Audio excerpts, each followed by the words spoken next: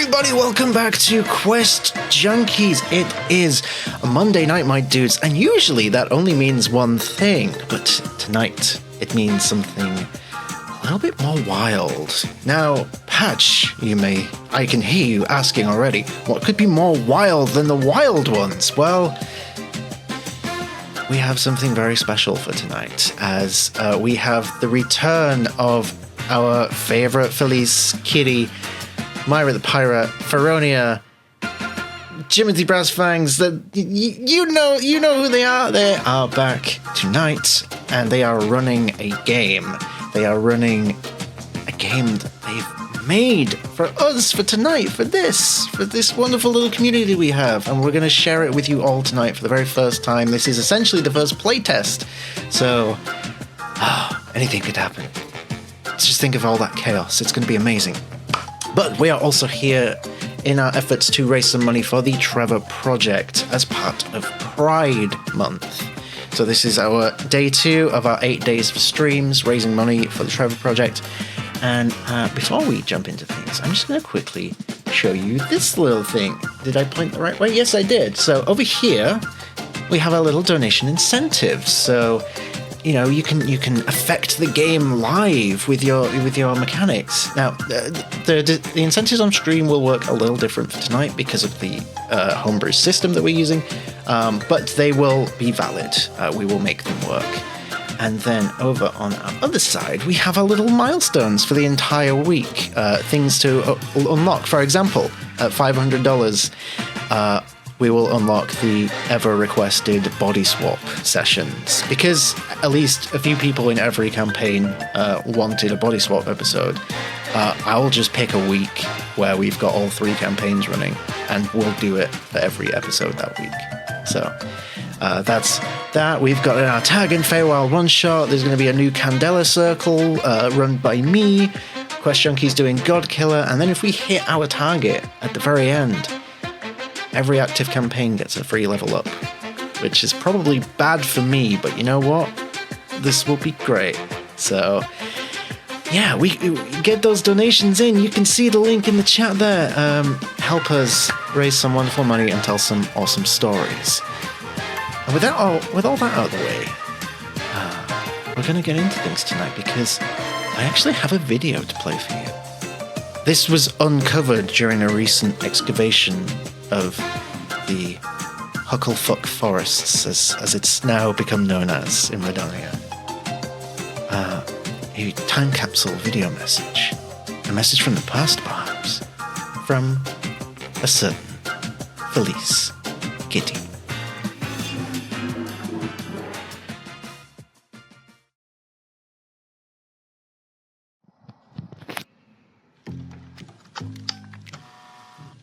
No, I pressed.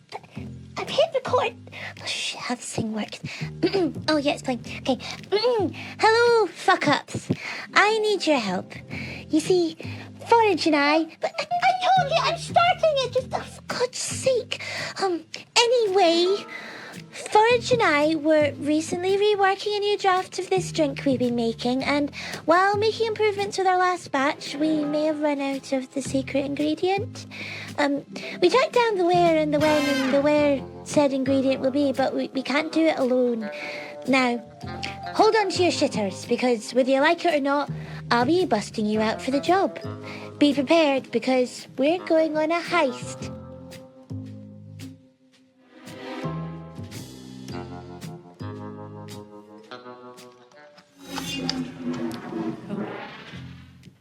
And with all that out of the way, I am going to hand you over to our brewmaster for the night. Ladies and gentlemen in chat, welcome back to Quest Junkies, Myra the Pirate. Da, da, da, da, da, da.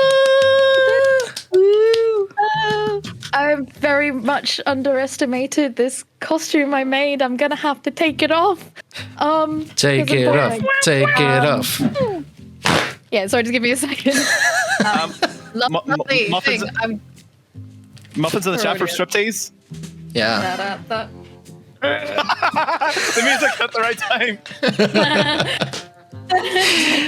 Oh, the little tail. Oh. Yeah, What that tail do? What that tail do? I think we're about to find out tonight. Yeah, this is. Oh my god, my hair. Look at the hair. That's amazing. Yes, I'm Wild already. definitely. Stalling.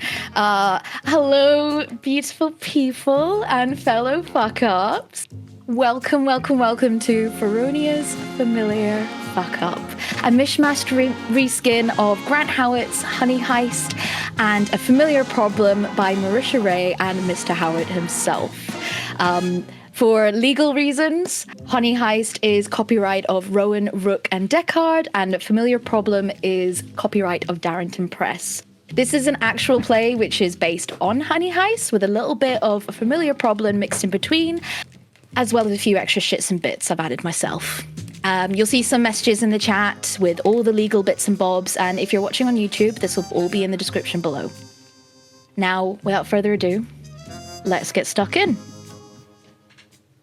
Our tale opens on the outskirts of a small but bustling town in the heart of the Hucklefuck Forest in the lands of Redania. This is a town that never snoozes, as it's home to many conventions, expos, festivals, and any sort of celebration without a single day to spare in the social calendar. This is the town of Maple, but this is not where our story begins. Beneath the shade of a mossy tree, you see a gnome-sized calico kitty in a shaggy purple robe, struggling as she attempts to pull a chest from a small hole at the base of the tree. Suddenly, the roots of the tree grab the chest and gently places it at the Felice's feet. She smiles with an approving nod and takes a seat on the chest. She seems to be waiting for someone. Oh, for God's sake, what's taking them so long? I swear to God, Morgan, if they don't show up, I'll be fucking pissed. Forage won't be too happy either. Now, before the tree can answer, we see a rustle in some bushes at the clearing, and we see...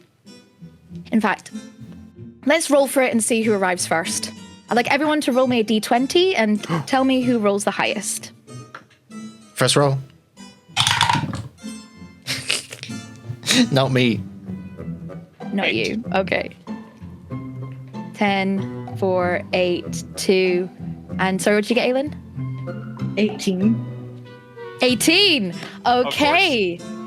Lovely jovey. So, Aylin, tell us who you are, how you present yourself, who you're playing, and what you think the secret ingredients is.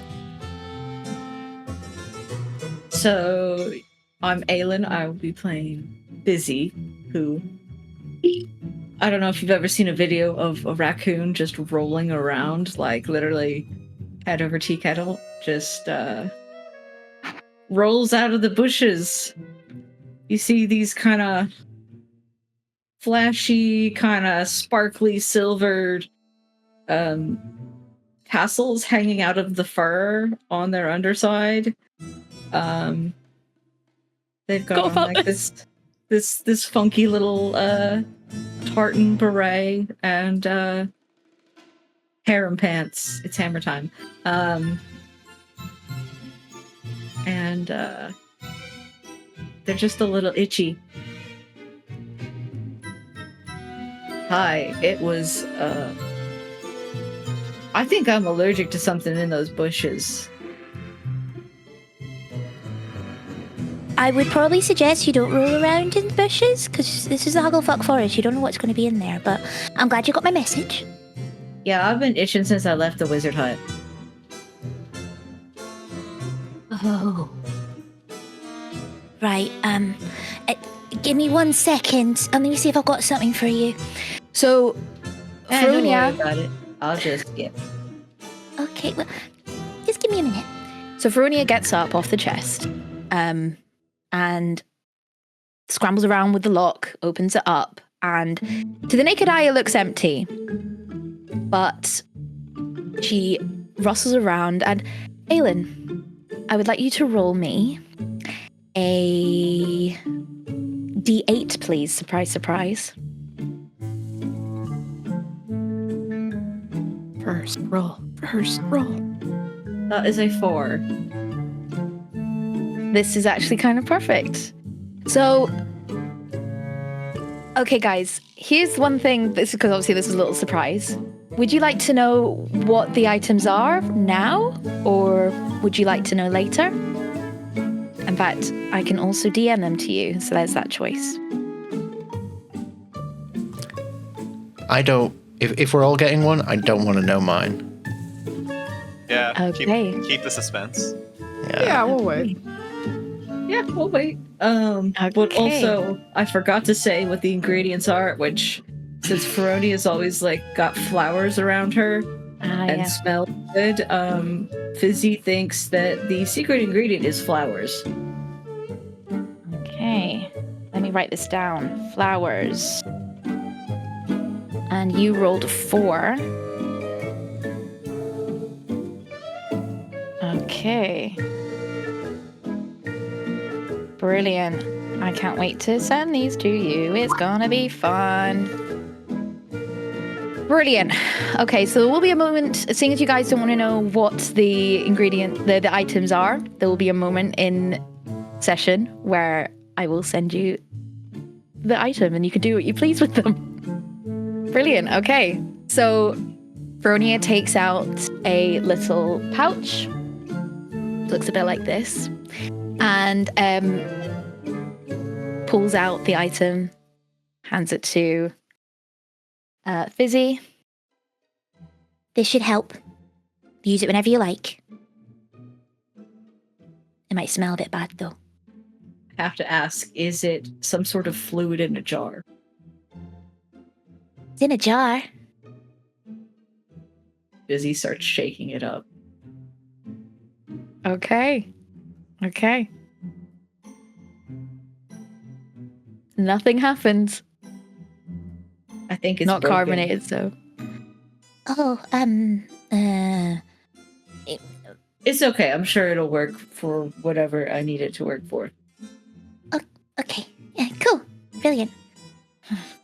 So, guys, I should probably explain some of the rules for you, for those of you at home. Much like Honey Heist, this game is based on a table system. So it's pretty simple.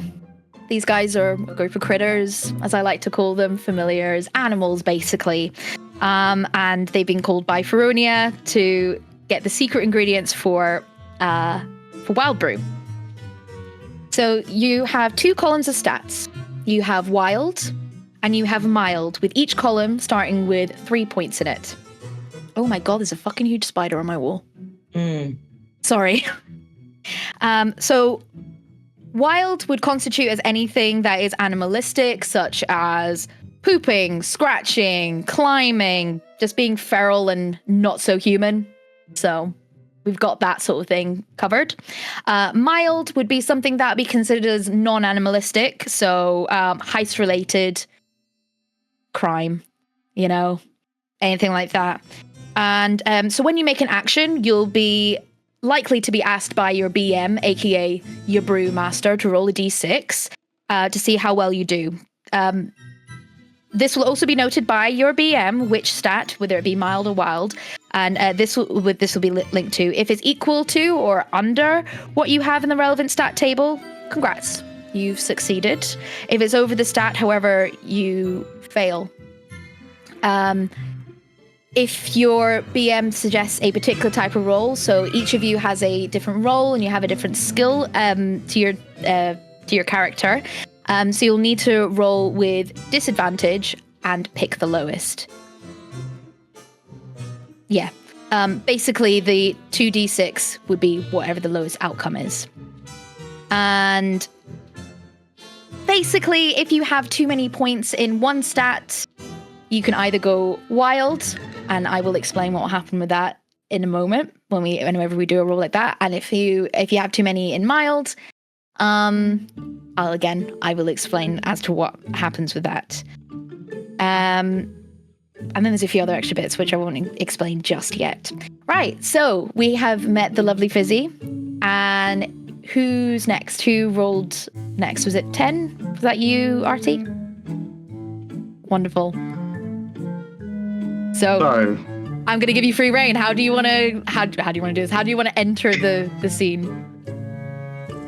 At first, all you see is upturned dirt, as like just a narrow trail appears out of the ground, and probably not even 10 foot away from Fizzy and Feronia, there just pops up a bobby hat, followed by a very phallus-looking creature with skin wrinkles, severely obese, with a utility belt that is so tight that it makes him look like an hourglass. Gorgeous. And eyes really shrunken into the skull, looks around the complete opposite direction to everyone, says, "Oh, I could have sworn it was here.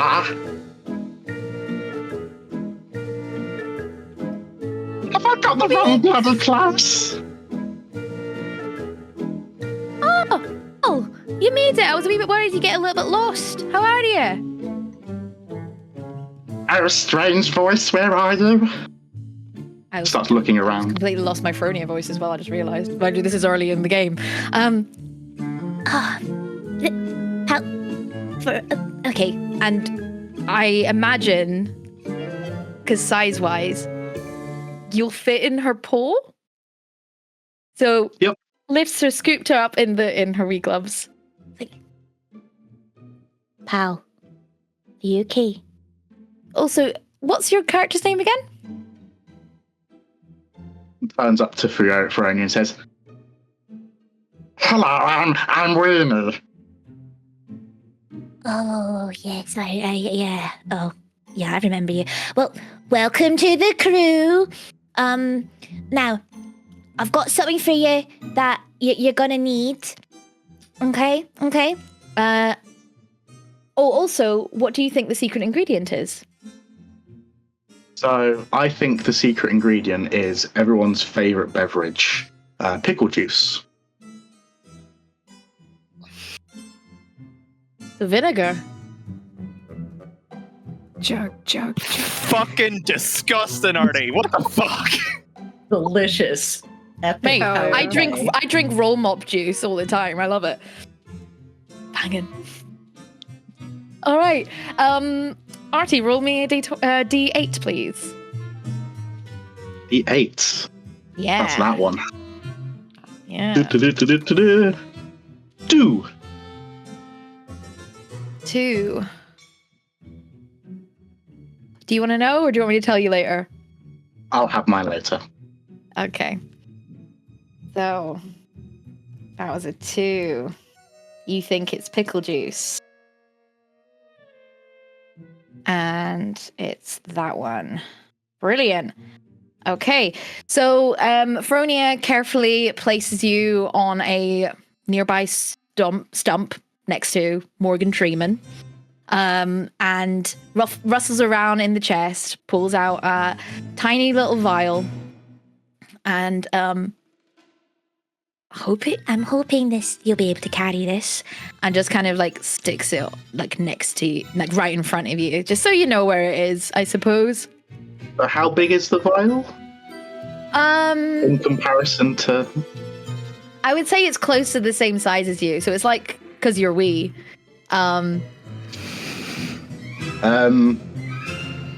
Going to somehow strap it into the utility belt at his back and sort of wear it like a weird, yeah. Love it. Wonderful. Okay, so we have met Fizzy, we've met Weenie, and who comes bounding out from another clearing, but who rolled next? I think I rolled an 8. Okay, So introduce your character. through the bush, you hear with every step like a little toot. So every footstep, it almost sounds like when you rub two balloons together, go, but it's like little toots. As like you see this round Persian cat walk out with a big, fluffy, messy mustache. Its whiskers are kind of like zigzaggy format.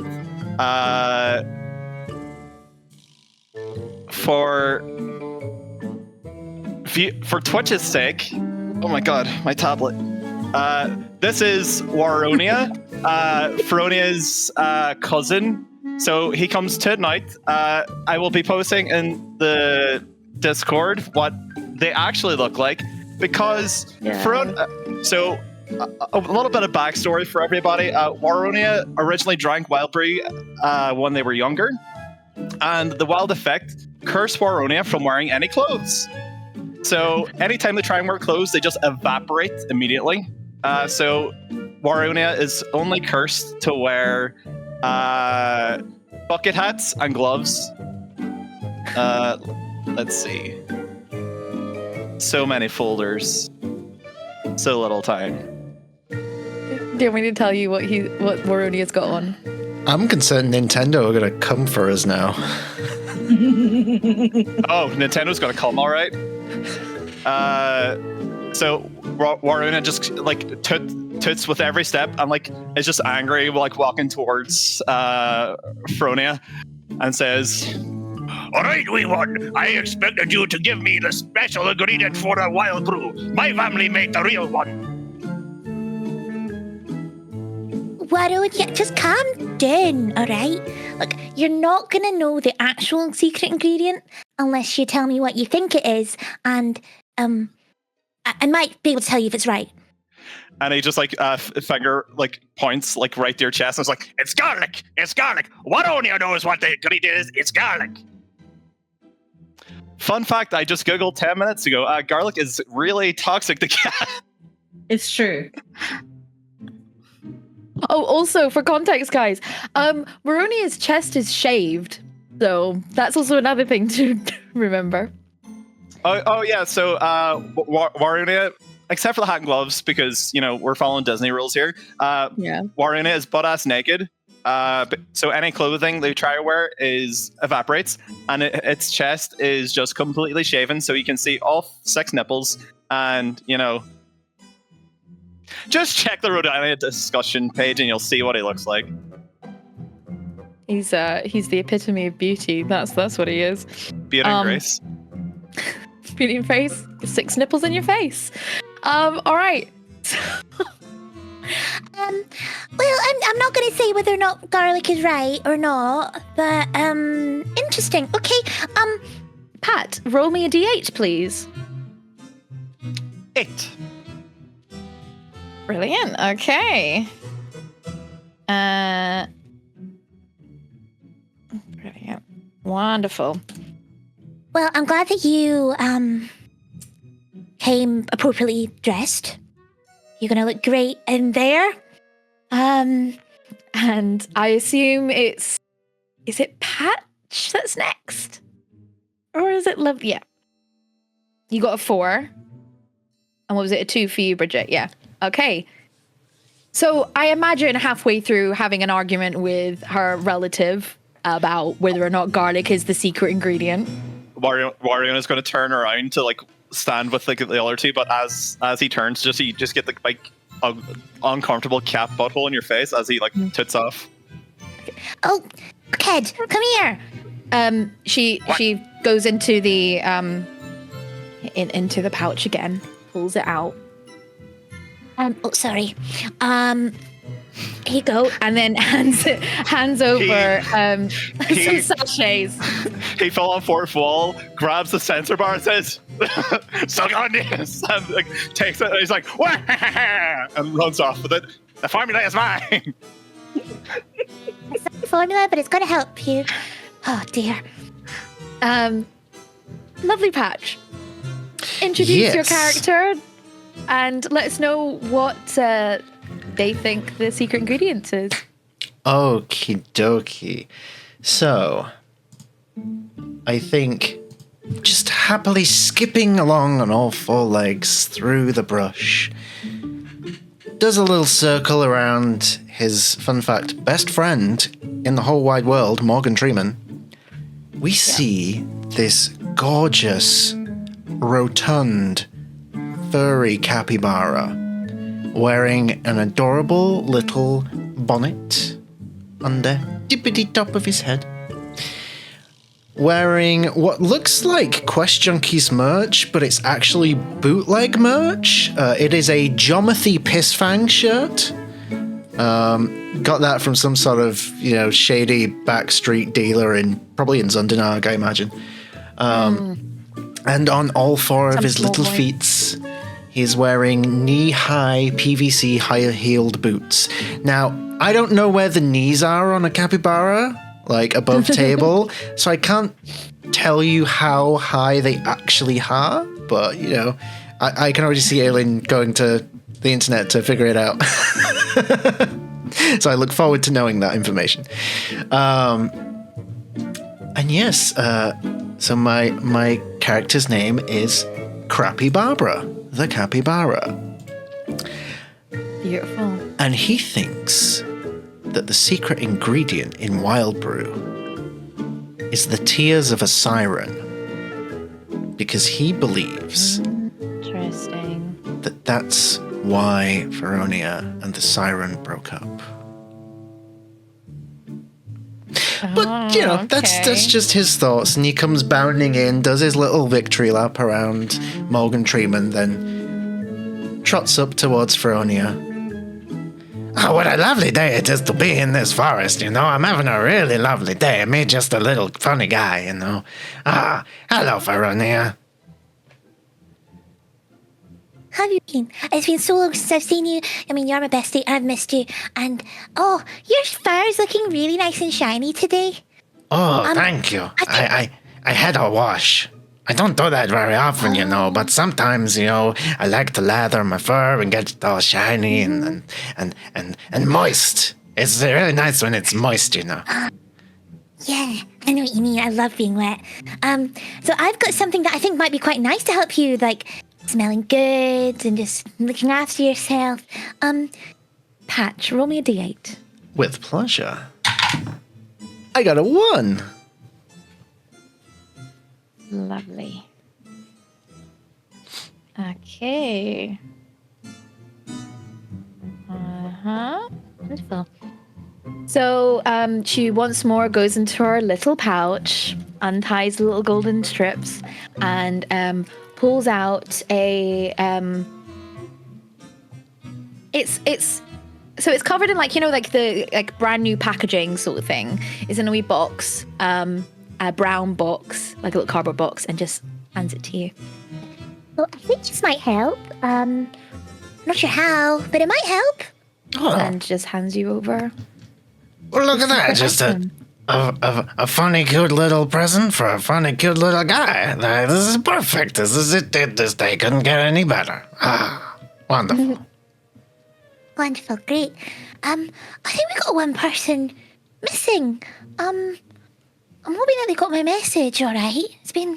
It did take me a while to send. I was a bit fucking around with it. Foragers pissed me off. Bridget, please introduce your character and how they enter the scene. Boblin arrives, fashionably late, Of course. with the bearing of a seasoned cabaret performer in a frog's body. He's wearing a simple beret, a pointed brassiere, and jeggings, so that all may admire his amphibious skin. He carries false eyelashes on the end of a prehensile tongue. With a lash, they fly through the air and into his four-fingered hand. Dressed and ready for a performance he's giving later in the evening as Boblin the drag queen. Though he isn't holding a cigarette, he exhales a cloud of smoke. We didn't settle on shoes, but they're the fantasy equivalent of knockoff Louboutin sandaled heels, with bottoms he has painted red himself. As he hops into the scene, these shoes make him wince with every step. He speaks in a low baritone, in a French accent far thicker than I can manage at times, and he says, "I have arrived." And fashionably late, I can see. Fabulous. I'm enjoying your pointy nips. They're great. Well, I'm trying to think if I've got anything for you. I mean, you already look absolutely fabulous. So Feronia goes once more into the chest, rifling around her many little sacks that are in there that only she can see. Bridget, roll me a d8. 8.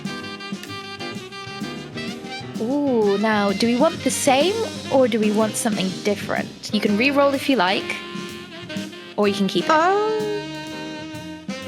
Let's see. 4. We already had a 4. Okay, I can roll again. So we've had a 4, Another a 4. 2, an 8, and a 1. A 2. A 7. 7. Okay, fair enough. I want to try and show some variety here, you know? Right. And what do you think? What does Boblin think the secret ingredient is?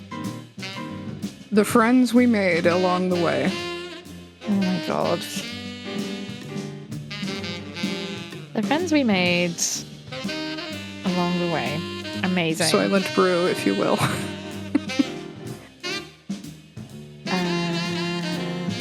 I'm just writing down your item quickly before I change the page. Wonderful. Okay, so we've got our band of fuck-ups here, ready to start the job. All right, Palheads. So, you remember what the job is? Get in, get the secret ingredient, get the fuck out. I don't care how you do it, just maybe do it somewhat discreetly because, you know, you're a bunch of animals and they probably won't be able to understand you much, which is why I told you have to wear all these fucking stupid clothes. All right? But so- of course. Right, so, oh wait. What? You notice that her ear twitches and her whisker kind of quivers a little bit as her head darts in the direction towards one of the paths leading into the forest. In the morning? I'm sorry, Palheads. This seems to be a matter that I must tend to. Give me a shout when you're done and I'll be back. Later, taters! And she just kind of yeets away. She darts down the Hucklefuck forest and briskly starts climbing a tree. She's now out of sight. You're alone in the outskirts of the town of Maple, jobs in hand, and your fellow gang critters are with you. What do you do next? Well, I did not imagine we would be on our own for this heist. This seems like an oversight. What do you mean? We're not on our own. We just made a couple nice little menagerie of funny little guys.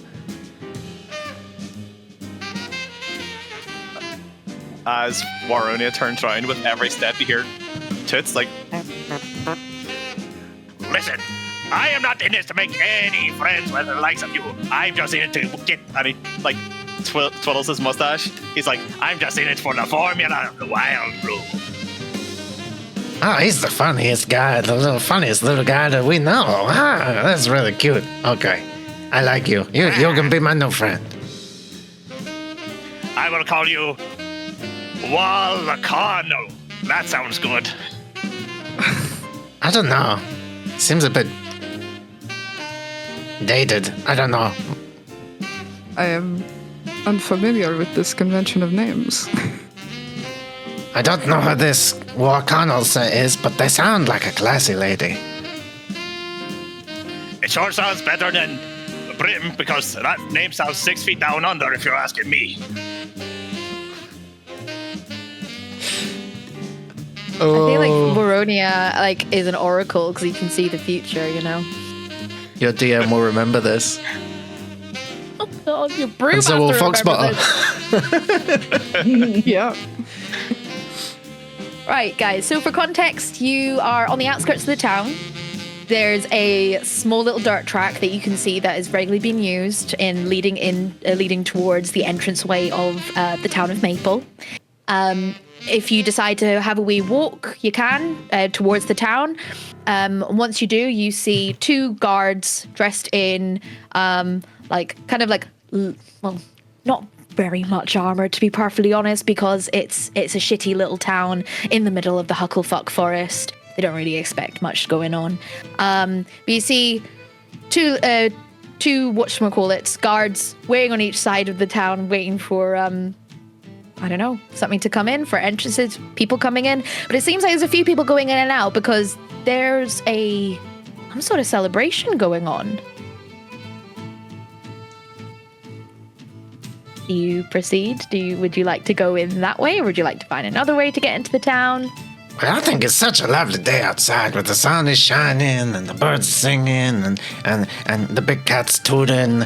Makes for a good day. Well, let's have a walk into town. Maybe we see, it looks like there's a party or something. That could be kind of fun. Yes, let's go see I have what an kind idea. of loot. If the guards are there, remembering his affliction of only being able to speak in one-word sentences in common to guards, he's going to put on the false eyelashes and and every time he like hops, he kicks his legs out so that all may admire his shoes. Hops up to one of the guards and just says very simply,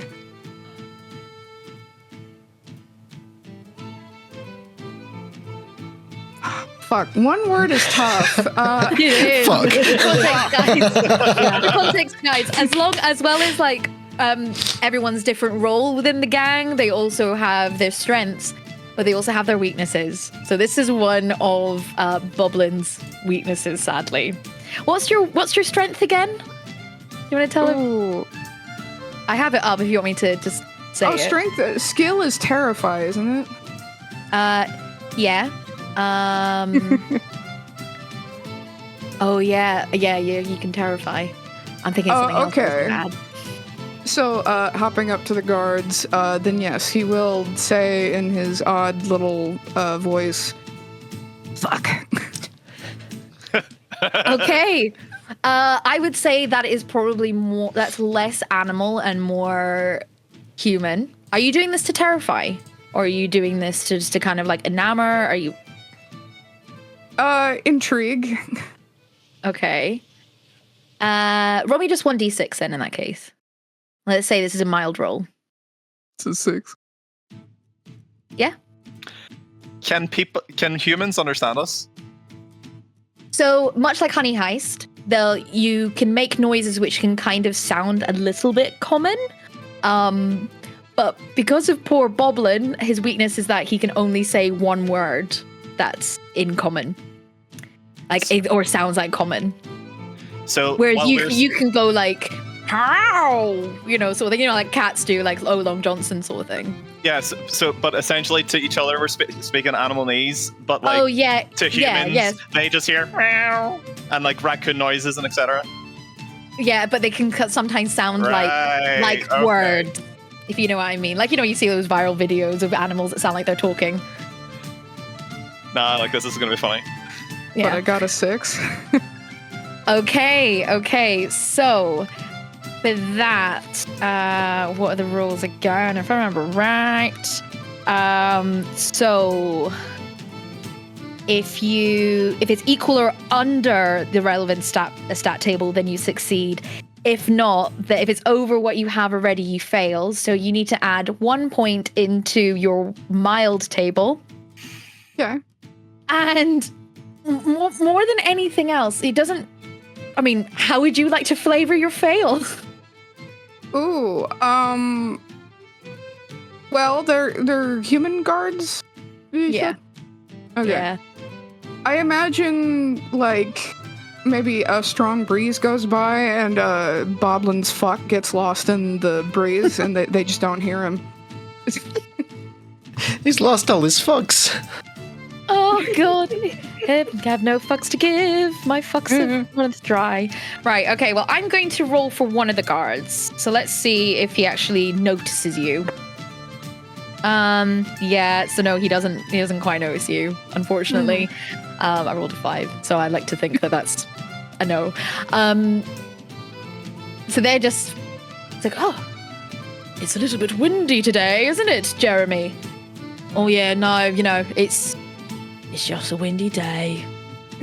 I wonder when the festival's going to start. Yes, darling? Warone is going to... what way is the wind blowing? Oh, no. God. I would say it's wind... So I would say, like, facing the entrance, it's going from left to right. So you guys are on the right-hand side. I mean, you probably know where this is going. You guys are downwind. So Warren O'Neill's going to turn around to everybody and say, "Get a load of this," and like walk to the. He's going to like put his bucket hat in his tail, take off his gloves, put them in his tail, and he's going to kind of like walk past to where the guards are downwind and just tit lots. Can Boblin dodge out of the way? Give us a well, I mean, you're a frog. You can probably get out of the way, but roll me. Are you hopping? Yeah. I'll say that like if there's a tree branch or something to swing off of, his big prehensile tongue will shoot out. He will George of the Jungle his way out of the line of fire, as it were. Okay, in that case, give me a wild roll, a double wild roll then. Two sixes. And choose the lowest. Any way the wind blows. I got a 1. Okay, you do exactly that.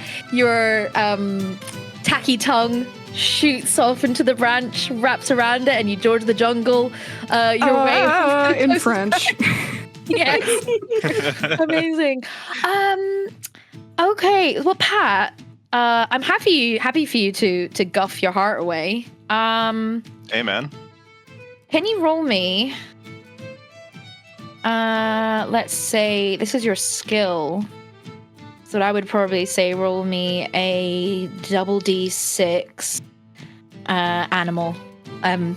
Wild. Yeah. So I've got 3 points in wild. Does that factor into anything? Is that no. So no, it's not +3 or anything. So roll me 2d6, choose the lowest, and if it's below the 3 that you've got in wild, then you succeed. If it's above, then you fail. Okay, so I rolled a 1 on the lower dice. Ooh, brilliant. That's fine. Perfect. So you definitely succeed. I rolled for so you don't shit yourself. That's fine. Hell yeah. Barton just like lifts his back leg and just like lets it rip. I rolled for the 2 guards, and they both got a 6. So yeah, so they're horrified by the smell of this putrid guff cloud. So they don't really have very strong stomachs, so they at the same time look at each other in disgust, thinking the other person's done it, have a whiff, and they proceed to throw up profusely on either side of them. So technically the coast is clear for you guys if you all want to swoop your way into the town. Warren just kind of like walks over and like kind of like cat hops on like the back of one and like skips along, just like. Oh God! What did you eat, mate? And he's just puking away. Love it. So you all follow suit into the town of Maple. I'm gonna send you guys well, actually, this is one thing that Feronia, I forgot to mention. She gave you a copy of the map of the town of Maple. And I'm going to put it into the chat. Also, sorry if I vommed too loud there in the microphone, guys. Apologies. I'm putting it into, let's get this open. It's a lovely hand-drawn map. I've just realized it doesn't like technical issue, guys. My Discord doesn't like format I use on my phone. Let me just convert that. I love prior planning. Brilliant. It's the 6 Ps. And prior planning prevents piss poor performance. Prior planning prevents piss poor performance. That's what I told you, eh? Mm-hmm. I've got the map. Yeah, same. Oh, did it show up? Yeah. Cool. Well, I have a rotated one if you guys want it. I'll post it again. There you go. A gorgeous drawing. So, as you open the map, you will notice a few things scribbled on the page. I realised the middle looks like a fried egg because I used this in the previous Honey Heist I did. So at the bottom of the map, you'll see the entranceway to the town with a couple of trees at the very bottom. In the center of the town is a big old fountain. the thing about the town of Maple, that every day of the week there is some sort of convention, festival, expo that's going on. A couple of weeks ago, there was the bi-weekly Breakfast Festival. And there's still some remnants of some maple syrup around the edges of the fountain from where it was spewing from. This time round, I didn't even think about what could be spewing from the fountain this time round. Let's just say that it's... I've got an idea. Shoot. No, you don't. Oh, no. Not shit. I'm waiting for it. Go on. No, is that your idea? No. I mean, who's up for some chaos? Okay. Okay. I'm gonna roll with it. I'm gonna roll with no it. shit. No shit. However, there are bubbles coming from the fountain, and little bits of. I mean, some of the maple syrup does look a little bit shitty, to be honest. But the festival that is occurring, because I didn't think of a festival for this. This is the National Sewage Tri-Monthly Toilet Fest, and all around the festival fountain are different stalls for different types of foods. Tasks. There's some those kind of like job center, this is like a job fair thing. They have some of those. There's a guy in the corner with like magically 3D printed figurines, because there's always one of those at some sort of festivals, and stalls. So this is all happening. You have in the middle, you have the stalls all the way around the fountain. You have the bubbles and the celebration of toilets happening in the town today. Someone's gonna have to write down like what festival this is again, because again, I'm not remembering. I've got to make this shit canon after this session. No pun intended. Oh my god, it's a shitcom convention. Shitcom convention, there you go. On the left-hand side, as you walk in, you will see the tavern for, what did I call it again? It's called the sign says the Maple Tree, aka Kev's. To the right of you, there is a little building. It's what looks like and smells like the whiffs of a bakery coming out. But on the roof, there is a big old, fancy-looking piece of bacon. This is the Baconry Bakery. So you can imagine what kind of goes on in there. Across the square, past the bubbly fountain and the shit toilets and stuff, I really want to have porta potties now in this. My God. There is a stables in the top right-hand corner of the town. This is called... What did I call it?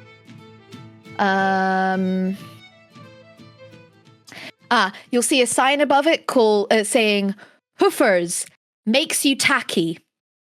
And to the left, there is a big old spiral tower with what looks like maple syrup dripping kind of down it, some vines, and a big old security, kind of like a whole lot of security around it. In fact, there's actually quite a lot of security going on around town today.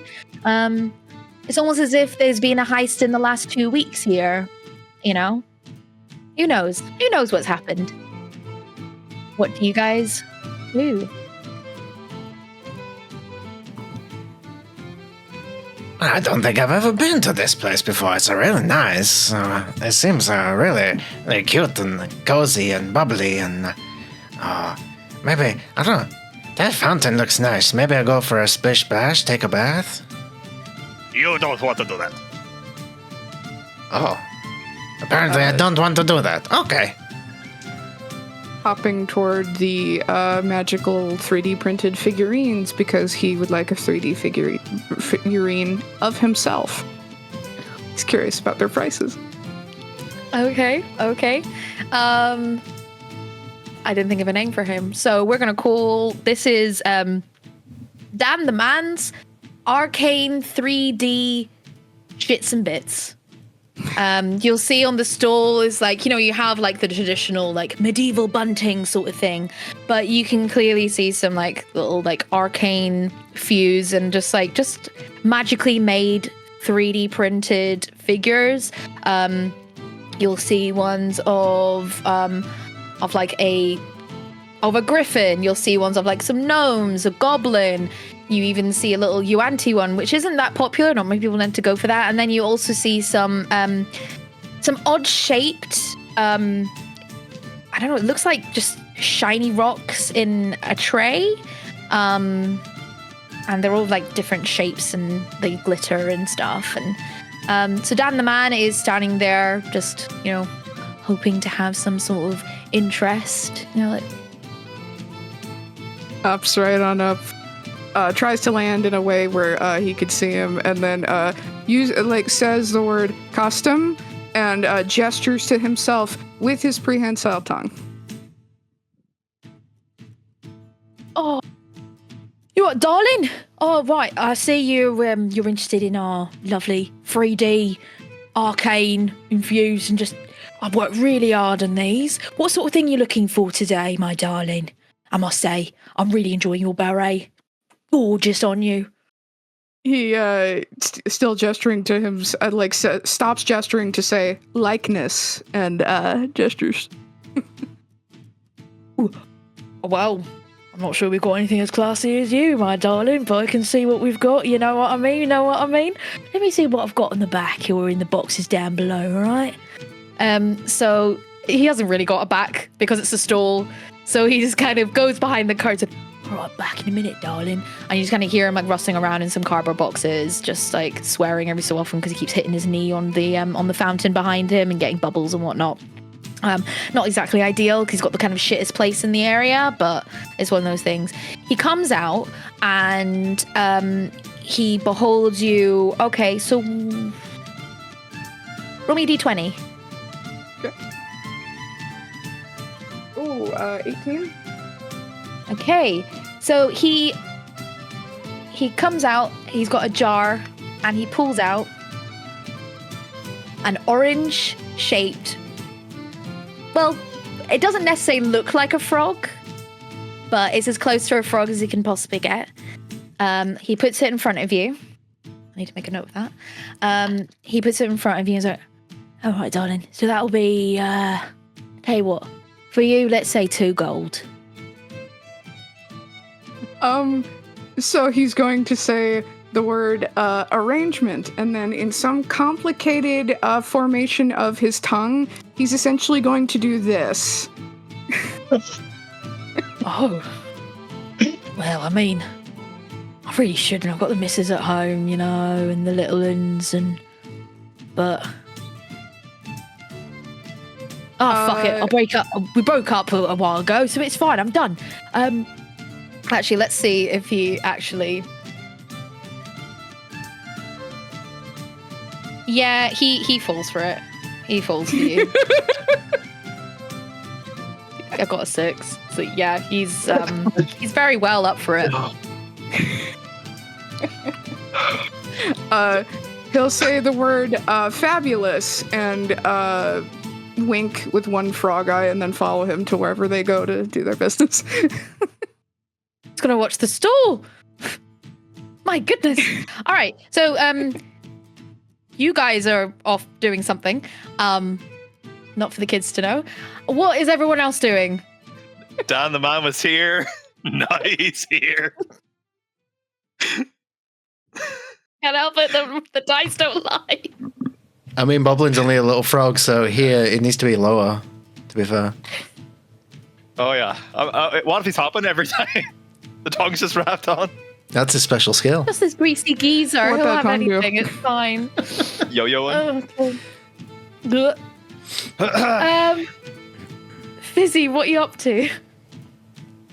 Well, is it possible that I could have spotted the shiny things at the table? Well, I mean, that's one of your skills, isn't it? It is. It is. Roll me 2d6 and take the lowest, please.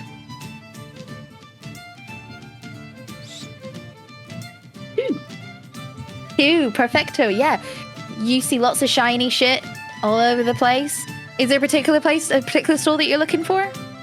Well, the one that just became empty looks like a great place to shop at. Damn the man's shiny shit. Love it. Brilliant. Okay, so you have a wee rummage.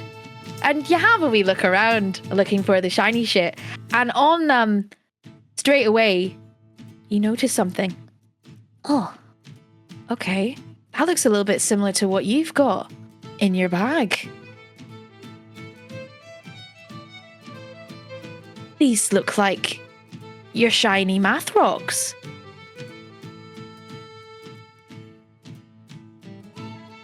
I mean, what would Fizzy do? Well, to quote a horse from Over the Garden Wall, I would like to steal. Oh, okay.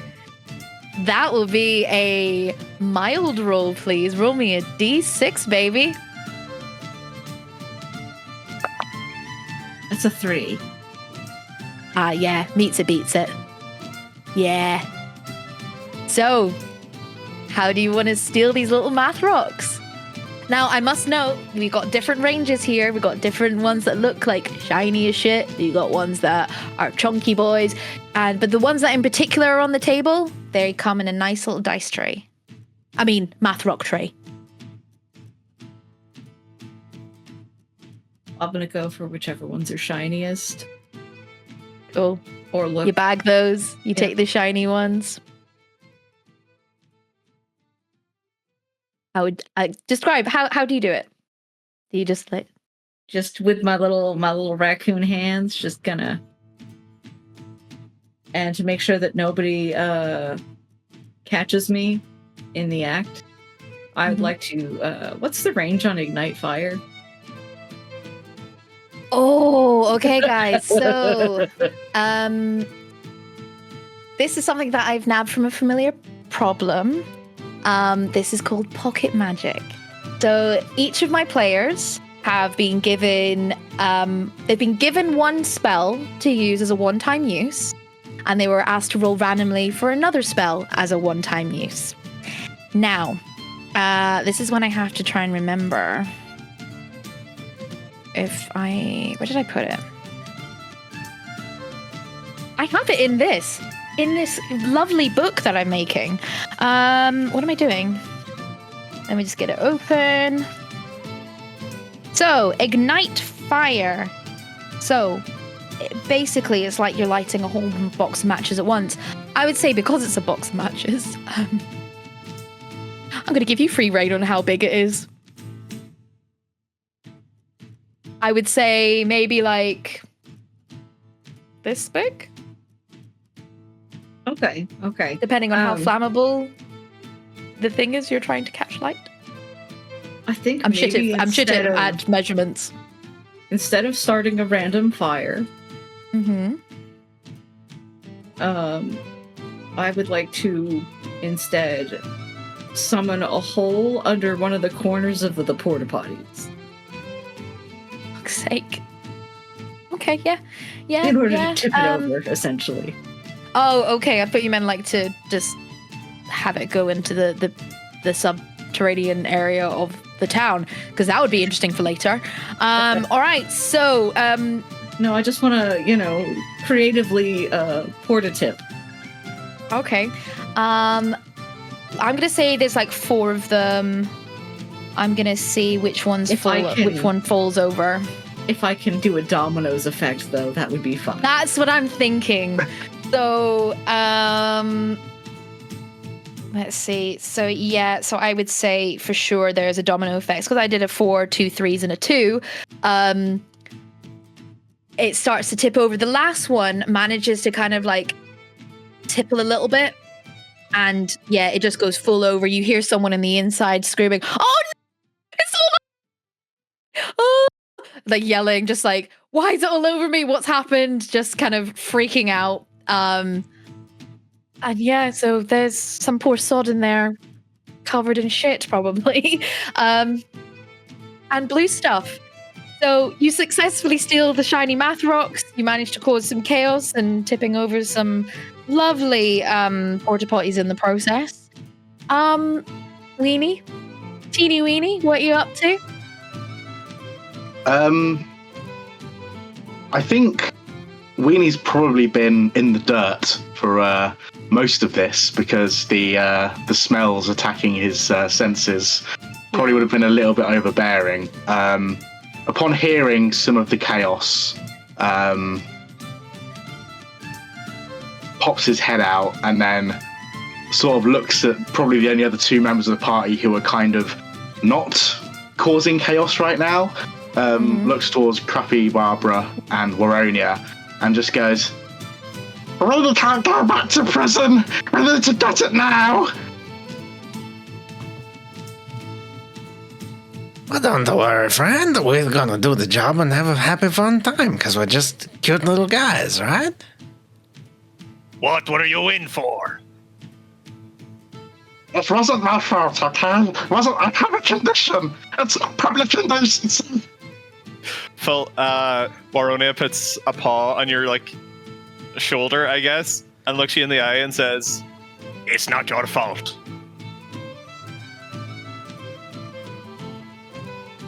It gives, really, really big side eye and says, "Are you trying to quote some theatre thing to me?"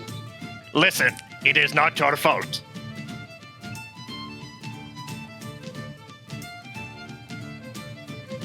No, it's not. That's what I'm trying to tell you. Listen, man, it is not your fault. Looks towards Crappy Barbara and says, "I'm not as weirded out right now as I am because I don't trust this guy." I mean, the more that he says it, the more I kind of think that maybe it was your fault. I don't know. Listen, it is not your fault. And a tear that just has a trademark symbol saying Goodwill Hunting rolls down his cheek. Screw you, man. Not so this theatre performance. It's not going to work. Sort of looks towards Feronia, back towards Crappy Barbara, and then starts looking around to see if there are any signs of anything that could potentially pertain to a secret ingredient for wild brew, particularly pickle juice. Okay. I would say for brevity's sake, you somehow manage. I mean, you could roll. Let's roll for it. Fuck it. You're a naked mole rat. Let's give you a wee roll. You haven't rolled yet. But did I think those words in that particular order would be uttered on this channel? You're a naked mole rat. Let's roll for it. Mm-hmm. Okay, so let's say... I mean, I would say you're risk-taking, so why not? Let's say roll me a... And you got I would say you got heightened smell because you're like a little mole rat. So why don't you roll a wild roll for me? Just a single one, and see how you get on. 3. Meets it, beats it. Okay, so you have a wee sniff out, and the things you can somehow sniff, you can see words happening in your little mind's eye, as you sniff. Don't know how this is happening, but Animal Kingdom shit. So you see the signs in your mind's eye. You see Gravith Garble's Grocer, and then underneath, organic free-range avocados. Marvelous mushrooms are half price. Harvey's Haberdasheries, a stitch in time saves you dashing. Don't ask us about our troll dolls. Jeff's Jiffy Potions, closing down sale. Unlabeled potions are discounted, which we hold no liability for. And Mara Moon's Magnificent Muffs. My muffins bring all the palheeds to the stall. Oh god. As much as I want to go to the muffin stand, I think Weenie would want to try and go to the potion stall in particular, knowing that wild brew is in itself very dangerous and kind of unpredictable. So it's going to So you go to Jeff stealthily, not Jiffy's, stealthily. Jeff Jiffy's Potions.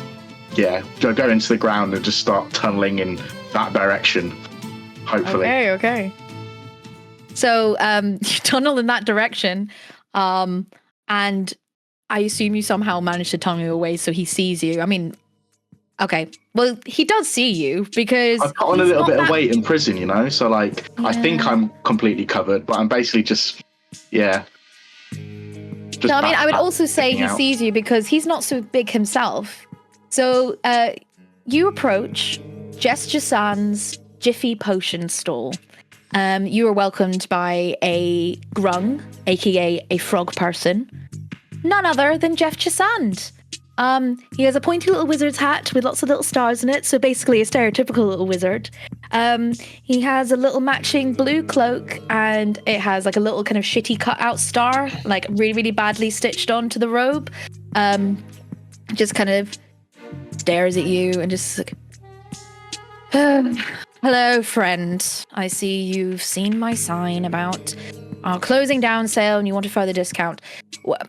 We have the bargain bin over there if you want to have a little rummage. I know that you're kind, you know, rummage away.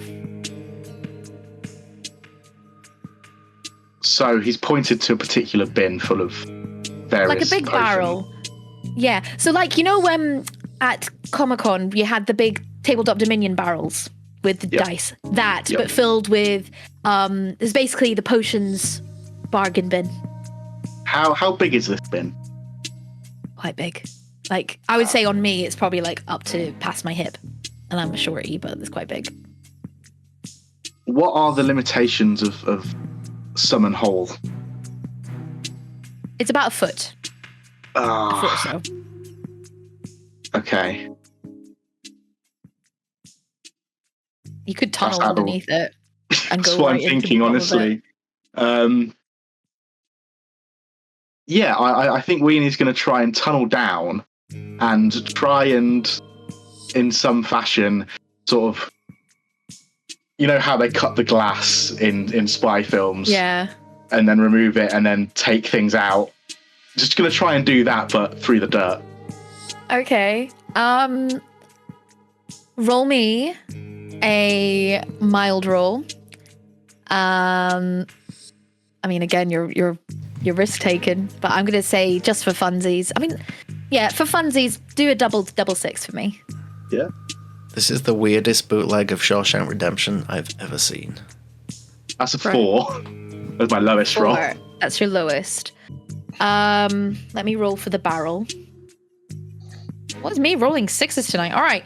Well, I'm gonna say that it averages out. Because I don't know what the fuck has been in this barrel, but there's something about the base that is just crumbling the wood beneath. And you do manage to open it, but there's one potion that falls on your head and cracks. Which I'm going to say is... I'm going to send this to you. This one. Enlarge.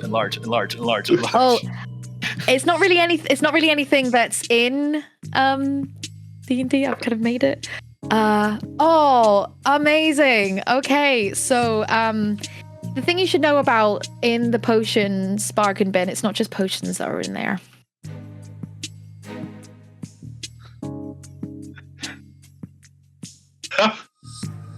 Right. You can tell people what it is if you want. I don't mind. Tell the audience. So, I won't say straight away, but Weenie just all of a sudden starts going, as vinegar just completely goes into every fold of his skin. And he is very loud about this. Oh no. Okay, well, I guess it's cocked. Yeah, so he doesn't quite hear what you're saying, because I rolled a 4, so he's not really noticed much, but he's kind of just like looked over to the barrel and seen there's a little bit of movement and just kind of, Jeff's too interested in getting some real customers rather than one scrounging in the discount bin. Okay, roll me. I'm assuming that you're trying to get another potion at this rate to see what you can actually succeed and take. Yes. Okay, roll me another D8 then. Another D8. Oh, that's cocked. 7. Okay, so just for reference, This, the items that are in this are in the bargain bin for a reason. Again, I'm going to send it to you.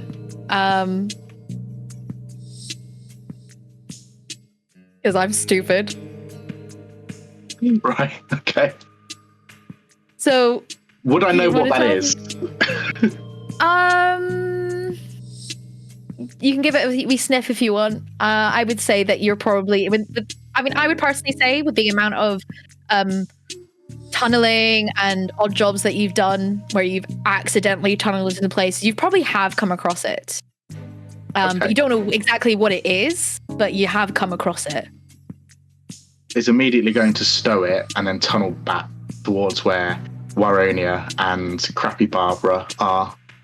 Okay. Just pull it out from the utility belt and say, I really think she got something.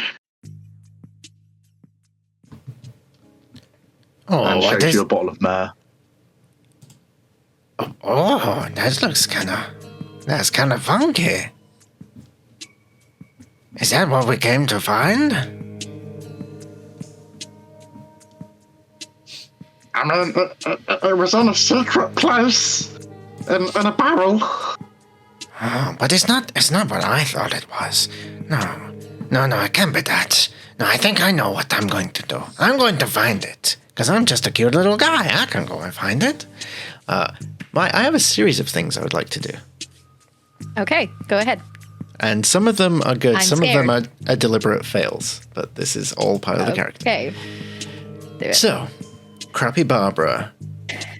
We in the character creation, we did roll that Crappy Barbara was the mastermind of the group. So, this whole time, Crappy Barbara has been formulating a plan in his mind palace, his little capybara mind palace. Mm-hmm. Yeah. And he knows the secret ingredient has to be the tears of a siren. But sirens, you don't find them everywhere. They only live in wet places. Or as Capybara likes to say, the places that are really moist, you know? Oh no, I see what's coming here. And the capybara's eyes take him down to that fountain. And he looks, it must be there. I gotta go find that. So, several things happen at once, to quote Bridget. He is going to use his special skill of capybara acrobatics, to leap and bound his way down to attempt to do like a full-on swan dive into the fountain. I'd like him to also have his weakness at this point because it's so perfect. Because despite that being his strength, his weakness is wildly incompetent in fine motor control. So the way that I'd like to flavor this is he does the leap, but then freezes up. Like, have you ever seen a goat fall over and just go completely stiff? So he does that, and as he hits the water, I'd like to accidentally cast one of my spells, please. Which one? I'd like to cast Summon Horse. Good. It's Leon. Are you meaning like you summon the horse in the fountain and you land on the horse? I mean, I just summon the horse. You tell me where it's summoned to and what it does. Right, well, that's what I'm saying. I'm saying, okay, so actually, I'm going to see if anyone else notices as well at the same time, because this sounds too majestic not to notice. Okay, so... Oh, wait a minute. How many do I have? Dan the man is off fucking. Yeah, okay. So, you, as you make an attempt to do your little somersaults, you freeze up, and all of a sudden... In fact, how does your summon horse look like? What does it look like when you cast? Okay, I should have asked the other two, the other guys as well. Sorry. I think... We've already got someone that toots, so tooting is off the table. I think it's a little sneeze. because I learned the other day, fun fact, Cute. the noise that capybara makes is like incredibly high-pitched squeaks. So he does like a little high-pitched squeaky sneeze, like a doop, Like a guinea pig thing. and then there's a horse. Okay. So yeah, so then like a horse just suddenly like realize, oh, I'm just standing on a horse. So two of the other NPCs there, the stall holders, they're too busy dealing with people and whatnot. But you notice that Gravith, the grocer, and Harvey of Harvey Haberdashery. So Gravith Garbles and Harvey Herger. You see a Goliath and a Furbolg just both kind of look over and notice, like, that horse wasn't there to begin with, but fuck it. All right, too busy. And so Gravith goes back to, tending to his little free range avocados. They're meowing away. Harvey is too busy just concentrating on the self-sewing robe that he's trying to make. What else do you do? Question for the brewmaster. Yeah. This horse, this majestic creature that I have summoned, is it cute? Is it a nuggle?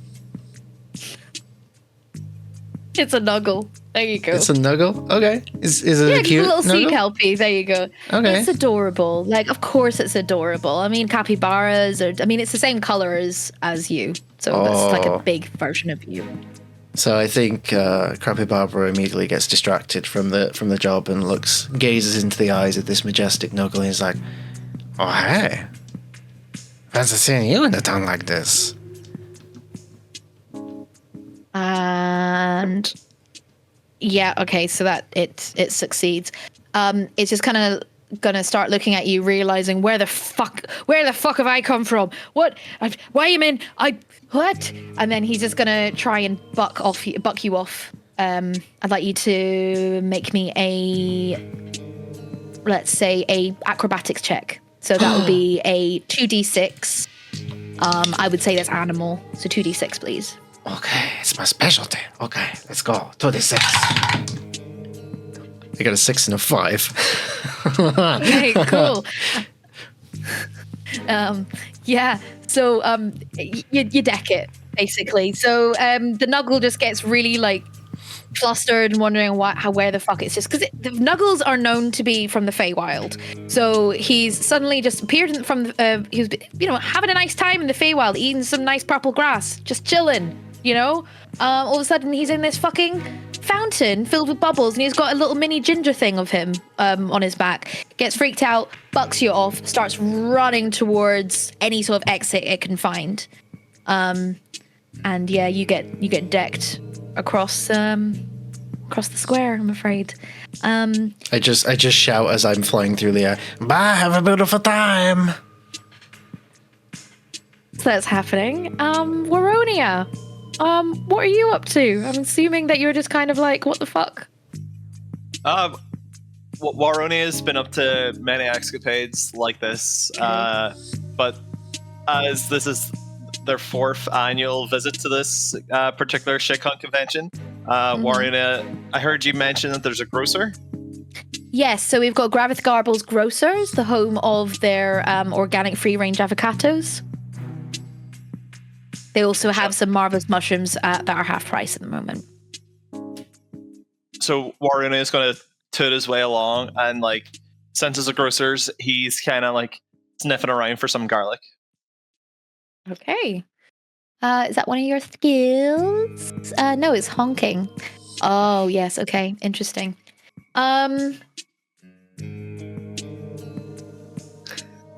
So you have a wee sniff around, yeah? You have a wee sniff for this garlic, right? Yeah. So Waronia's weakness is hay fever. So yeah. whichever Same. pungent smell, whatever triggers the hay fever, let me know. Well, I mean, it's kind of common for grocers, especially for Gravith. I can't do a Welsh accent. I just imagine him having a Welsh accent. Grafydd, the Gafydd Gabler, the grocer. He likes having some like fresh flowers to sell as well a lot of the time, and different types of plants, also some seedlings so people can grow their own kind of avocados if they want, and some spores. It's mostly the avocados and the mushrooms that he kind of goes for. So can you roll me a d6, please? And I'm gonna have that as a wild roll, please. 6. Okay, so your hay fever starts acting up. There's something in here that's not really agreeing with you. Wah! Wah! And as I sneeze, they use one of their spells, which is Mist, and a big fart cloud just erupts from Feronia, this grocery store. Oh, lovely. Brilliant. Oh. What is going on? Why? What? Oh, Jesus Christ. I can't do a Welsh accent to save myself, clearly. What is going on? Like, what's occurring? Right, okay. I don't think anybody can see because the mist is just that wafty and it's stinging their eyes, and they're like, it's like tear gas. Okay, I'm gonna see. Are you gonna try and have a wee sneak about while you're farting and tooting away? Because it's also getting into Waronia's eyes, like they're just like, and like just like grabbing whatever like fruit they can, stuffing it in their tail, and like scampering off. And as they scamper off, like they notice a piece of plastic and they immediately start eating the plastic. That's such typical cat behavior.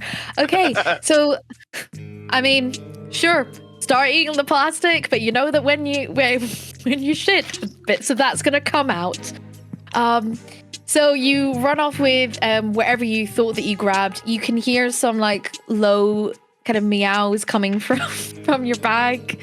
As you've grabbed a batch full of some avocados, which basically, for context, they're little avocados, but they look like little cat. Something that I've been dying to add in a D&D game for years.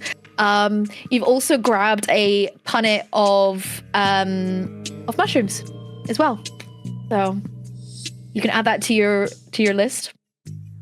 Avocado. Thanks. They just start like meowing at you and giving like little like doe eyes. I'm gonna say as well, now that Wario has become a newfound father with his little mini cat babies and his dubious mushrooms, I think we're gonna take a bio break because it's bloody hot. Now that we've done our designated shopping session, let's go on to the heist after we come back. Oh my goodness! See you shortly. See you after the break, guys.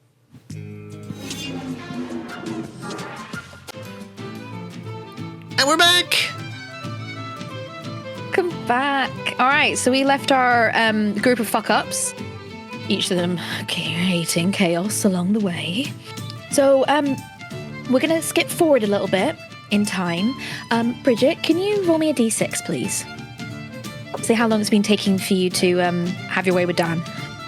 4. Okay, so it's been 40 minutes. You worked your way around Dan for the last 40 minutes. Jesus Christ, that's a time he's not going to forget. So we see lovely Boblin just kind of making their way back. I'm assuming maybe like making their way, wiping their mouth or doing something of the matter. I'm going to say for the word brevity, because I can't think of another word as it. You see the rest of your gang just kind of like all banded together with all their goodies that they've managed to acquire whilst in your absence. Sadly, one of them is still kind of in the fountain, the said Nuggle.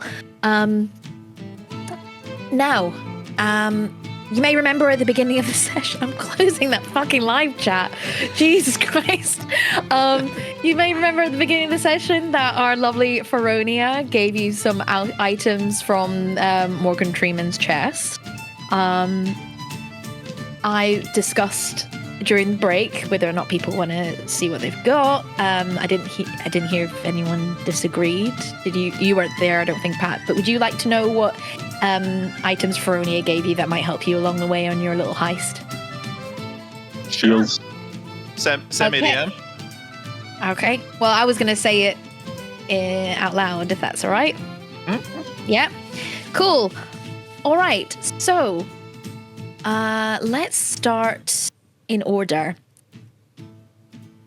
Lovely little Fizzy with your little eczema. Feronia knows you well, so she's given you a little jar filled with the Moss is the Boss balm. Extracted from the great Morgan Freeman, this balm gives you an extra coat of moss you've always wanted to keep you cozy. So do with that as you will. I will say not Morgan Freeman. Don't be extracting things from Morgan Freeman. Legally distinct. That will get us cancelled. Our First little I'm Morgan. Our little wrinkly weenie. So you were handed, I don't know why, I think it must have something to do with your lovely little gnashers, your teeth. But Feronia gave you the brew of bad breath. And on the little tag, it says, ugh, when did you last brush your teeth? So again, do that as you will with the brew of bad breath. Pat, you've been given by Feronia the Shiver Me Timbers tea, an already brewed batch of this trembling tea. Depending on the user, you can either have your world rocked or rock somebody else's. Warning, may cause psychic damage. Okay. Patch.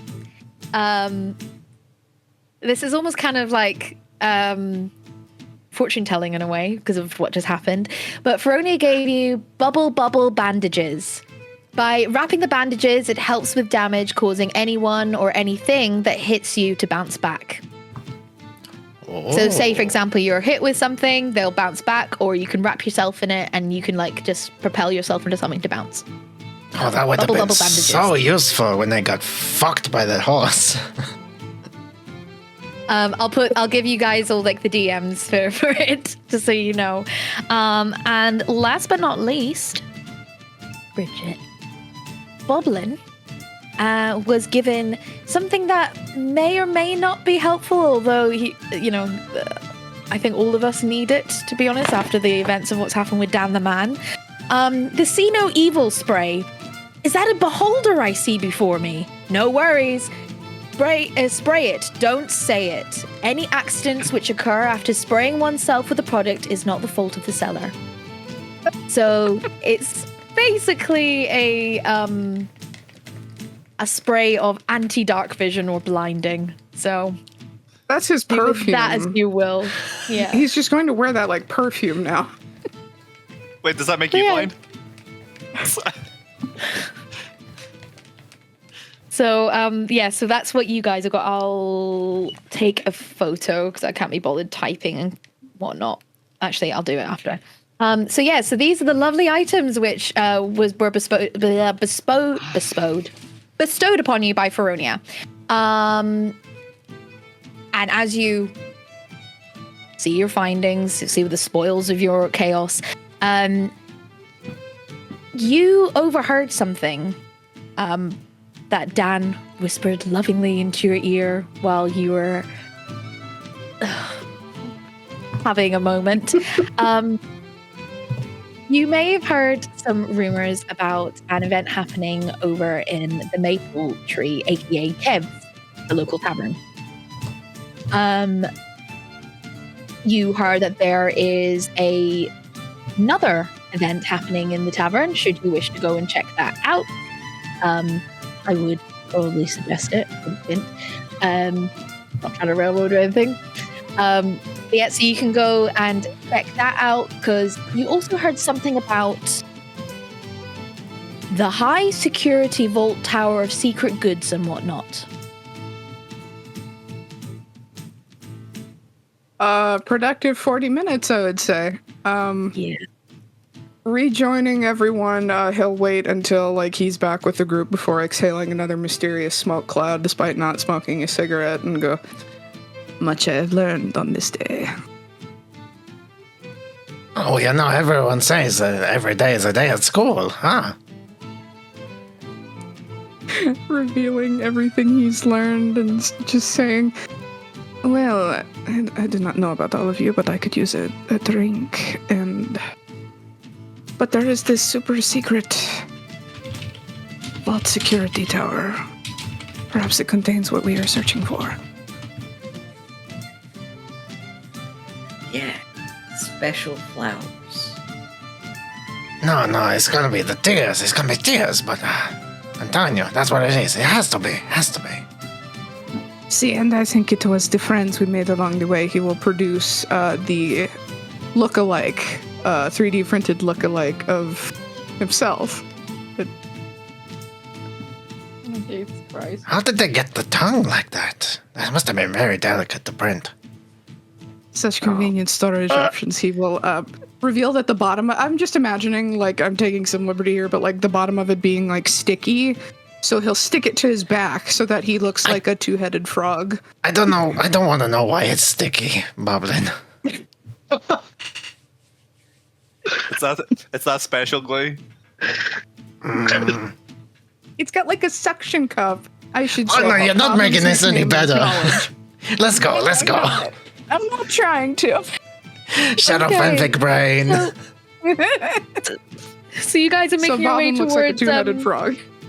Are you guys making your way towards Kev's, yeah? The maple tree, aka Kev's. Yeah. Cool.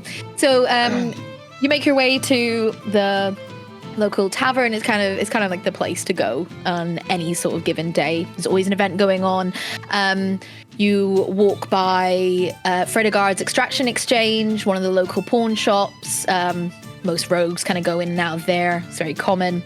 And as you make your way into the Maple Tree, aka Kev's, you will be confused because I don't know where the fucking page is. Here we go. So, as you go in, you see a little standee sign labeled Maple's Thrice Yearly Hag and Drag Off, sponsored by Fredegard's Extraction Exchange. On the stage, you will see a red-headed half-elf dressed in lederhosen, a tank top, gloves, and a crooked party hat, performing in a language which none of the party nor patrons can seem to understand.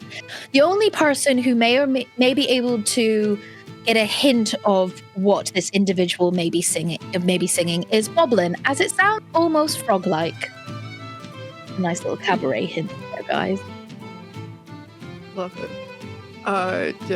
Seeing the signs for everything, he'll say, ha ha ha, a very French laugh, my time to shine. So this type of event is not uncommon in the Maple Tree, aka Kev's. So there's always loads of patrons coming in. You'll see a couple of hags. You'll see a couple of people who are dressed up as hags. Think of Auntie Ethel-esque as well, because the more terrifying, the better.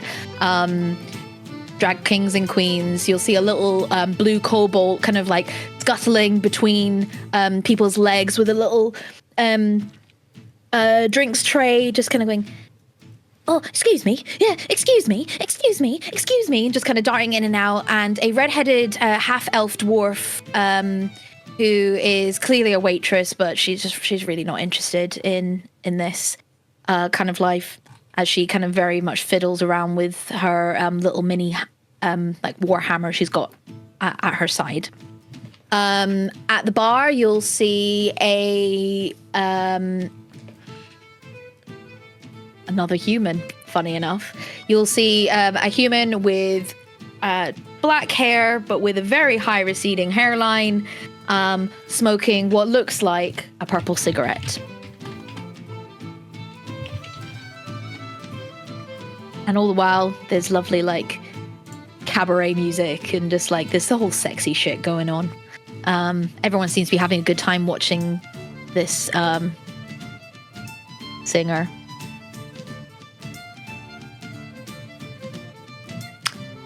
He'll get the attention. Welcome and bienvenue. Welcome. Yeah. He'll find the nearest person that looks like they work there and just tap them on the shoulder with his tongue and just point at the stage and go, participate? So you tap the shoulder of the half-elf dwarf, who just kind of just looks. Yeah, you got to sign up at the bar. It's 2 copper, or just I don't fucking care. Just tell them you paid me and think of a stage name. Have fun. It's Gee, the music to redheaded- his ears. The redheaded little, Dwelf just turns away and just kind of goes back to kind of wiping the tables. giving a tongued salute. He will hop over and he has horse blinders on. He's a frog, but he has horse blinders on. He's going toward the stage to try to perform. Okay. So let's have a look quickly. Yeah, so as you kind of like horse blinders go straight on, completely unfazed, the little blue kobold that is rushing around with drinks in their hand and like just holding the trays. Oh, excuse me. You're coming through. As he just kind of like just weaves his way around you, almost tripping up himself. But, you know, it's not his first day at the rodeo. I suppose you go up and perform on stage. The definitely not Eddie Redmayne drag queen. Ready, Edmain. Yeah, Ready Edmain. Definitely not goes up there. Can you roll me a if I can everyone roll me a D6, please? But can Fizzy, can you roll me with advantage, please?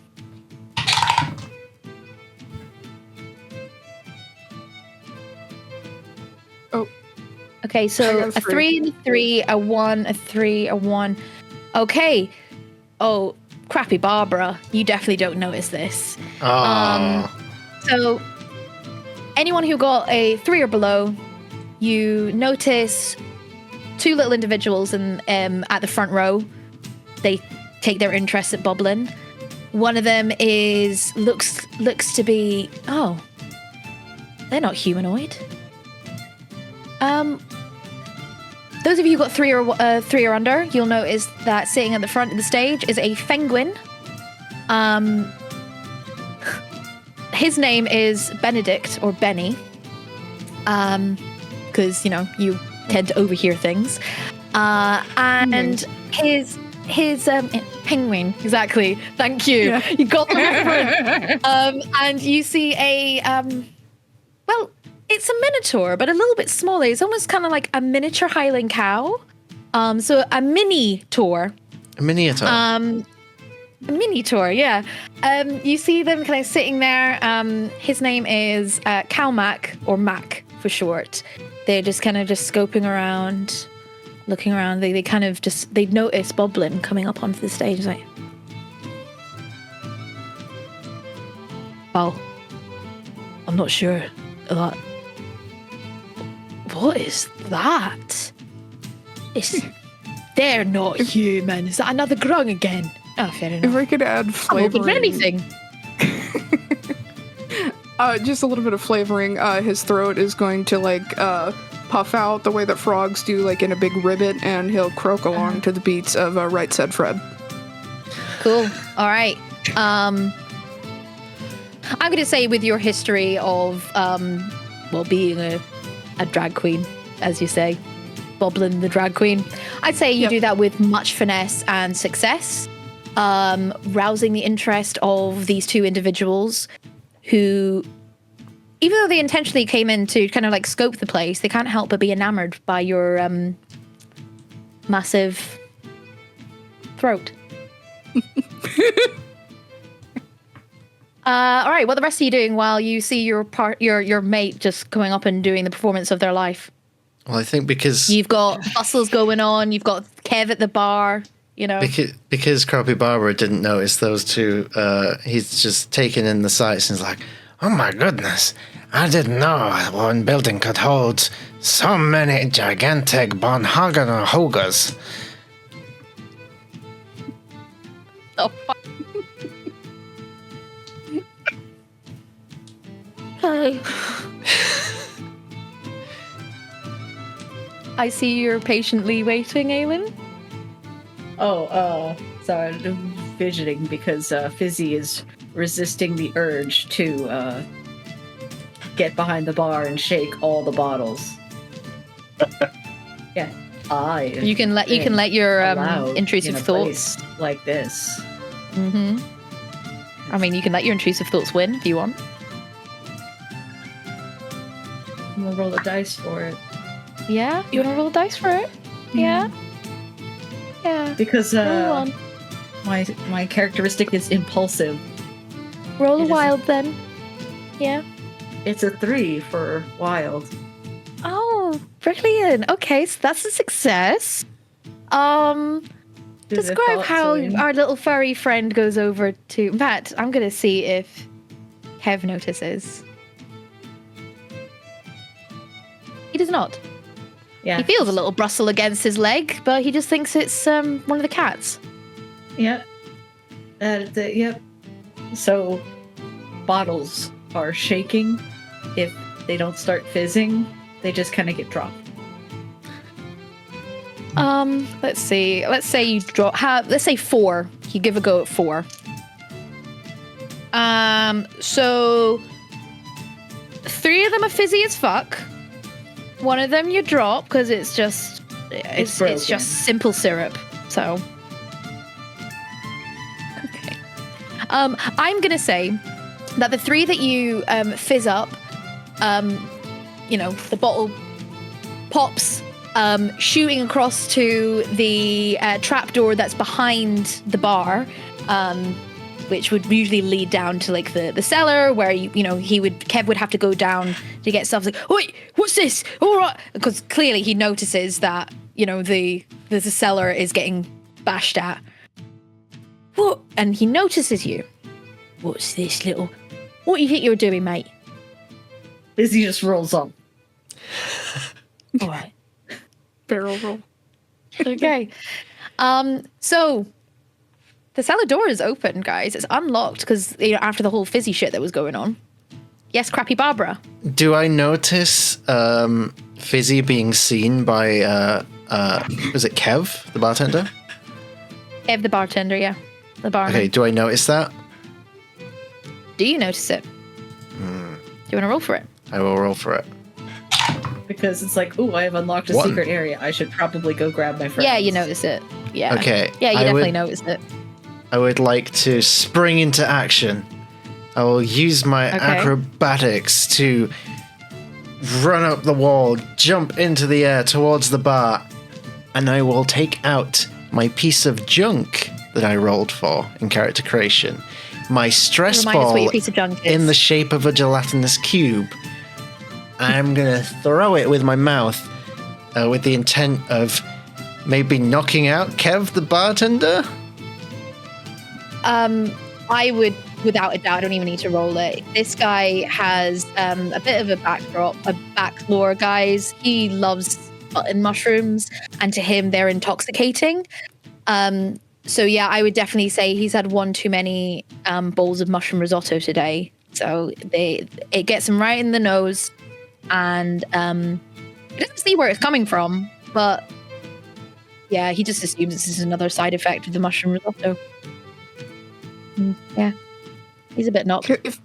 If I could add to this, after his performance, he'd like to maybe spritz himself a little bit with the See No Evil spray. Does it actually blind him, or does it just blind other people? Blinds him. Okay, then never mind. I don't want to do that. I mean, you could try. I don't want to be blind. Not for what I want to do next, because he'll turn and cast his one spell, Ignite Fire on the curtains on stage as another level of distraction, and hop toward everyone else to towards the cellar door. action. Yes, the cellar door. Okay, cool. So are you guys going to go down the cellar door? Is there something you want to do before this happens? Because I'm assuming that everyone's distracted by the fire. Unless you want to fart and make it if big. there's fire, I assume that the aim of the game is to run. I would say so. We slay the house down, then we run. The avocados, are they sentient? Are they alive? They're sentient. They're alive. Okay. How many did I pick up again? Roll me a Three, was it? d6. There was 2 that you know that knew that were there. Okay, 2 it is then. Okay, 2. So like as I'm like skidding past, like holding the avocados like right here, like my little twins, he's gonna like kind of flick his tail, and like the mushrooms are gonna scatter on top of like the barman's thing as he like scoots in behind into the cellar. Oh, Kev is totally distracted by the mushrooms. It's his lucky day. It's like Christmas, seeing all these mushrooms flying around the place. Oh, shiitake, my favorite! And he's just like bounding across the bar, trying to catch all the mushrooms, completely oblivious there's a fucking fire going on. Eat my shiitake! As he like jumps out the cellar door. Okay, so you guys have caused arson in the middle of a cabaret act. You have you've encouraged a poor man's lichen addiction. Is it lichen? Micellar addiction, I should probably say. And you are bounding your way down a cellar door. So you can hear the chaos going on above you. You can hear Tugs the Kobold just going, oh, excuse me, I'm sorry. Oh no, this shouldn't be happening. This shouldn't be happening. Just completely panicking because obviously he's holding 2 trays of alcohol because he still doesn't comprehend that he needs to get rid of it. Moible is just kind of rolling her eyes and just kind of leaving it to it, walks out of the bar and said, I was going to fucking quit anyway. She fucks off. So you guys are in a cellar half filled with barrels seeping with maple syrup, half empty, and one's just full depending on what your prospect of life is. It full? Is it half empty? Who knows? I'm gonna say you take an hour walking down this long ass tunnel. Wow. It's pretty damn long. Like this is like a secret sewer system going on with this. Like, wow, this maybe it's for delivery. This is gonna take so long. The entire time. Are we gonna wake up? We Are we would gonna like to try and do something. we get to the end of this? Expedite Do we? this process? Do we end up in Demethrin? Weenie, what you want to do? So, Weenie has an idea for one of the empty barrels. Try and Okay. speed things along. There you go. With the party's help, can we get one of the empty barrels, go inside of it, and basically just... Looney Tunes it? Oh, hell yeah. I'm going to say that happens. Don't even have to roll for it. I mean, you are an expert when it comes to tunneling into places, whether you mean to or not, and you have created an expert way of doing this to be unseen, even though you guys are subterranean and no one's really around, which is what gives you the extra benefit. No one to disturb you. So as you guys keep rolling around in these barrels, I would say it takes you 10 minutes instead of an hour now, because why the hell not? It's a little bit sticky inside, filled with the remnants of a barrel of like Dan the whatever's Man. inside it. Is everyone inside the barrel, just so I know? Yeah. Also, he's like not subterranean. I don't think he'd like be much help pushing a barrel. So the entire 10 minutes, you just hear. He's bouncing all around like a ping pong ball. Okay, in that case, I'm going to say everyone roll me a d6 and tell me what you get. Let's point out that one of my things is I'm obese and like really like, you know, unfit. So if this is anything to do with athletic ability. No, it's not. Okay. So I'm going to just say gonna keep doing it. Okay. Jesus Christ. Anyone who I need to get down to my bit now. So anyone who gets a Sorry, every trumpet that we hear in the music is coming from Feronia. Blah, blah, right. So I would say that if anyone who gets a 3 or below, you notice that the barrel smells quite like sour and acidic. I wonder why. No. But you realize, it's actually a barrel of maple schnapps. Interesting. Okay. And on the outside of the barrel, it just says, it's specially labeled for the mayor of the town, Jeremy Irontoes. If those of you who got a 4 and above, you just assume it's just gone bad. You know, maybe it's just Feronia again, shitting up a storm. So you keep going. Takes you 10 minutes, but you end up bounding and crashing into a ladder. As you come out, you notice to your left that there is a small, like, little mini stream mixed with maple syrup, mixed with other things, because it leads down into what you can assume is a sewage system. Up the ladder, though, there's a sign that says, the high security vault tower of goods and whatnot storage room. Jackpot. Also, can I just say, because I rolled a 6 on that last check, smelly cat, what are they feeding you? And you just hear the worst, like gut-wrenching fart come out of this cat. Oh. Such fetid odors. You come You with don't your wanna own know. soundtrack. Pat, roll me a d6. I don't like garlic anymore. Okay. Yeah, I would say be cautious for the next for a wee bit, because if you roll another d6, then we're gonna have to see how that goes. Roll to shit yourself. You're the one who said you wanted to do this. Never before in my life have I felt so accomplished playing a tabletop game. Roll to defecate. All right, so you guys climbing the ladder? Yeah? Cool. Go everybody first. I don't want to be. Oh yeah, no. Right, so you guys climb the ladder to find yourself in another storage room filled with more barrels labeled for Jeremy Irontoes, the mayor of the town, who, there's this alcoholic schnapps. Okay, interesting, cool. Once you go through the door out of the storage room, you are brought to a very, very long hallway. The windows are dressed in yellow curtains and a bright purple carpet welcomes you. At the end of the hallway, you might notice a ping of light glimmer from 10 different items on 10 different sized pedestals, surrounded by a small moat of something orange and bubbling. What do you guys do? First of all, so many long hallways in this place. You'd think we were playing Final Fantasy. Ah. Architecture, irresponsible. I've not been playing Final Fantasy 15 recently. Waruna gets the top of the ladder. Two avocados, like licking their face as they're just sweating profusely. Oh, are we here? We can never go back that way. Whatever you do, don't use that fire spell again.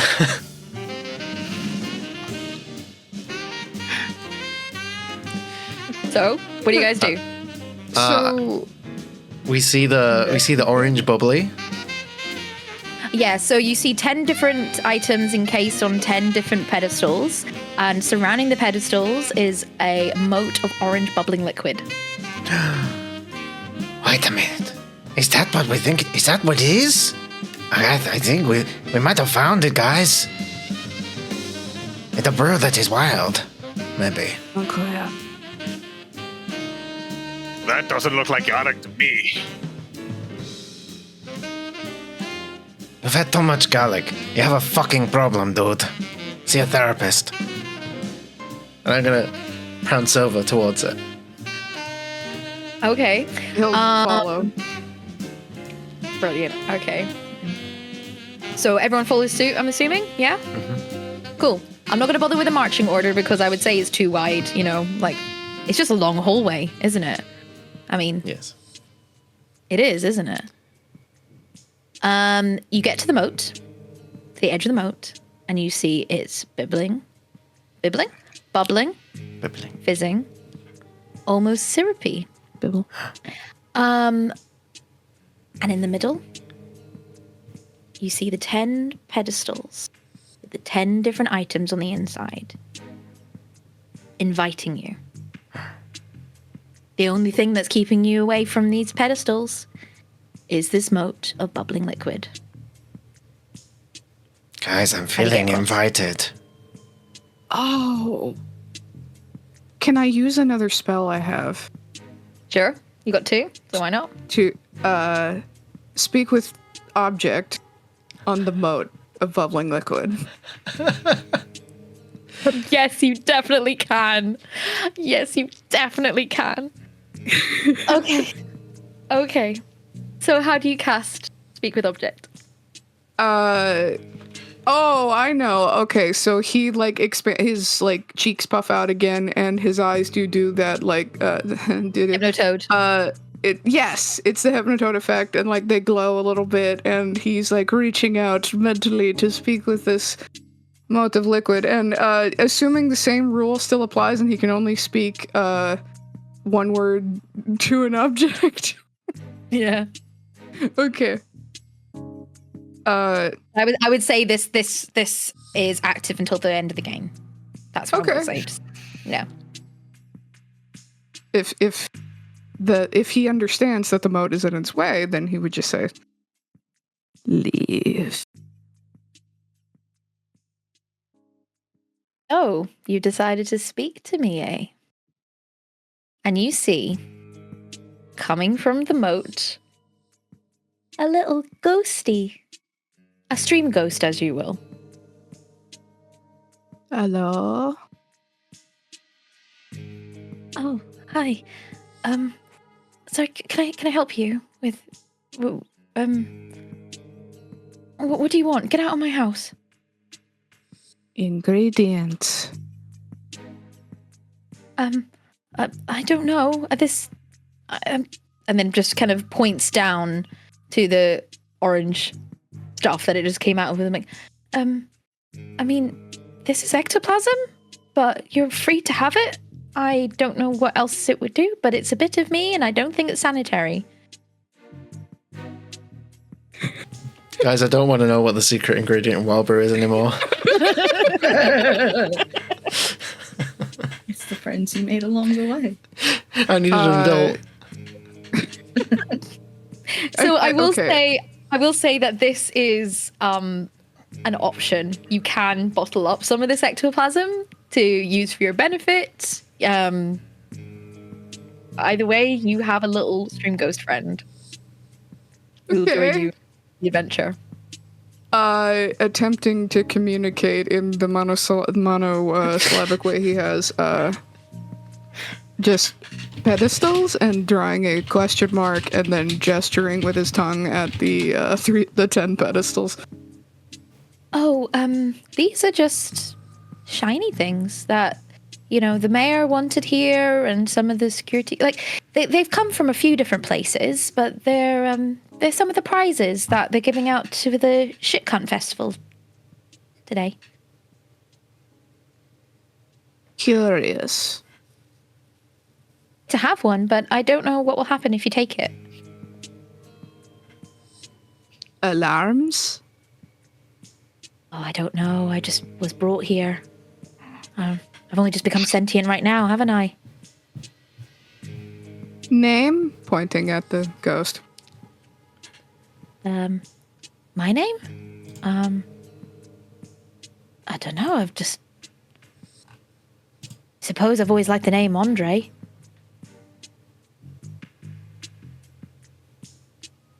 Andre. In his hypnotoad state, it's like the word echoes a little bit, and maybe everybody else hears it at the same time. What? Andale? I thought it was French, not Spanish. And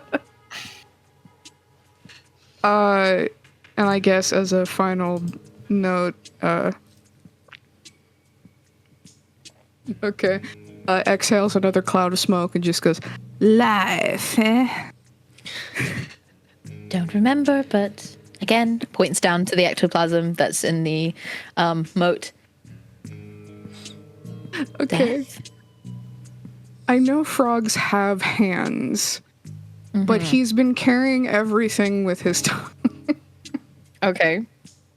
And I think he is going to gather up some of the ectoplasm. Okay. And So- so also do this.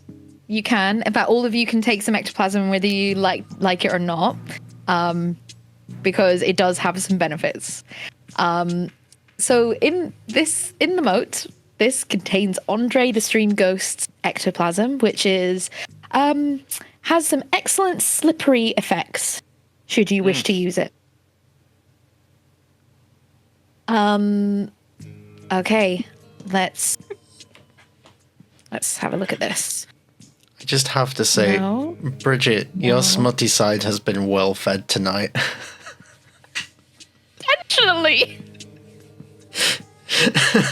Okay, so I'm gonna say as soon as you scoop up the ectoplasm, Andre turns from just being like a cute little white ghosty to then shoots bright red as you see from the two corners of the ceiling shooting down are two ninjas and cameras revealing from the walls. There's an alarm going off. You've got a timer going on. I've been punked. Mad. So the ninjas, they've come shooting down, but they're not any normal ninjas. They are run by murderous AI. Fuck AI, man. Fuck AI.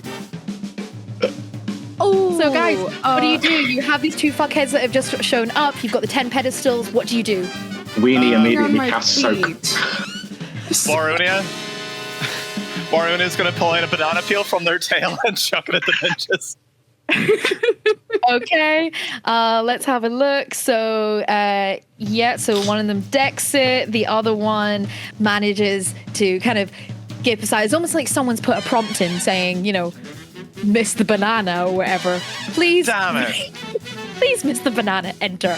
So the one of them that decks it. escaped, I have the spell soak. I summon a bucket of water without a bucket. Okay. Just gonna summon the water on the other one in the hope to frazzle it somewhat. Okay. Yeah, it happens. Fuck it. So he just ends up just kind of darting away. At this point, as you see the, not quite yet. They haven't shown up quite yet. Go on, Crappy Barbara. Question. How many uses of my spells do I have? One each. Fuck. So you've already used Summon Horse. So I can't summon a horse on the ninja. Okay. I will use my other spell of limited invisibility.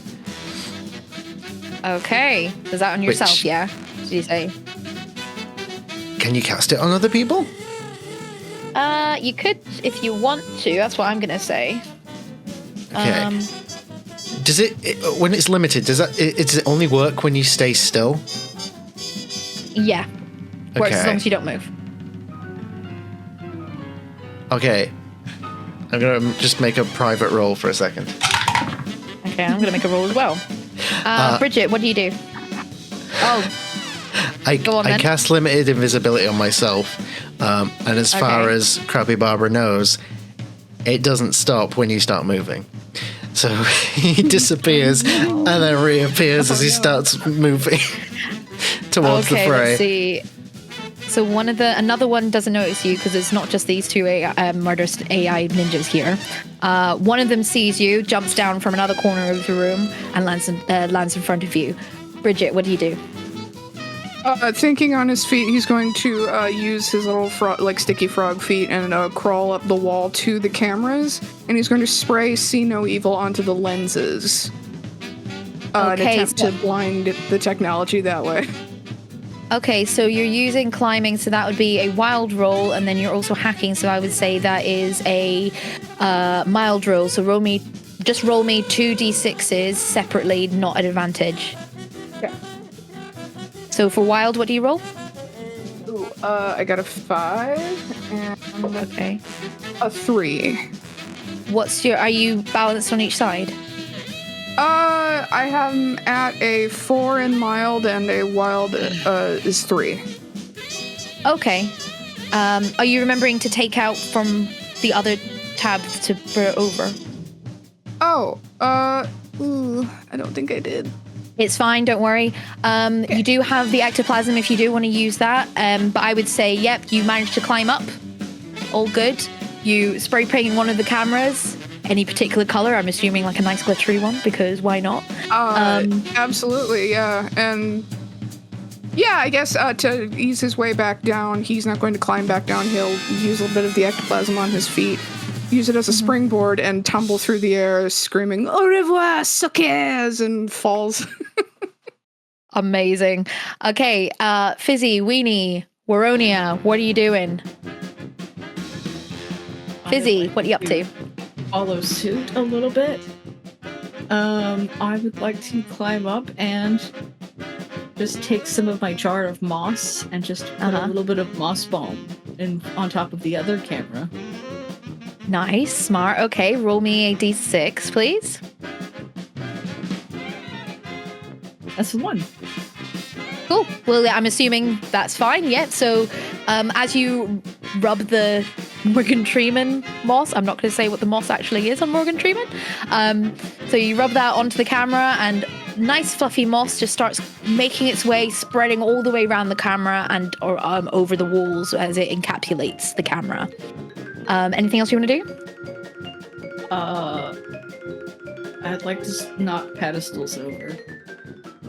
Okay, I would say that's also another mild roll, so because it's crime. Give us a go. Knock. I would say, yeah, just do 2d6s for funsies. Okay. Because you spotted them.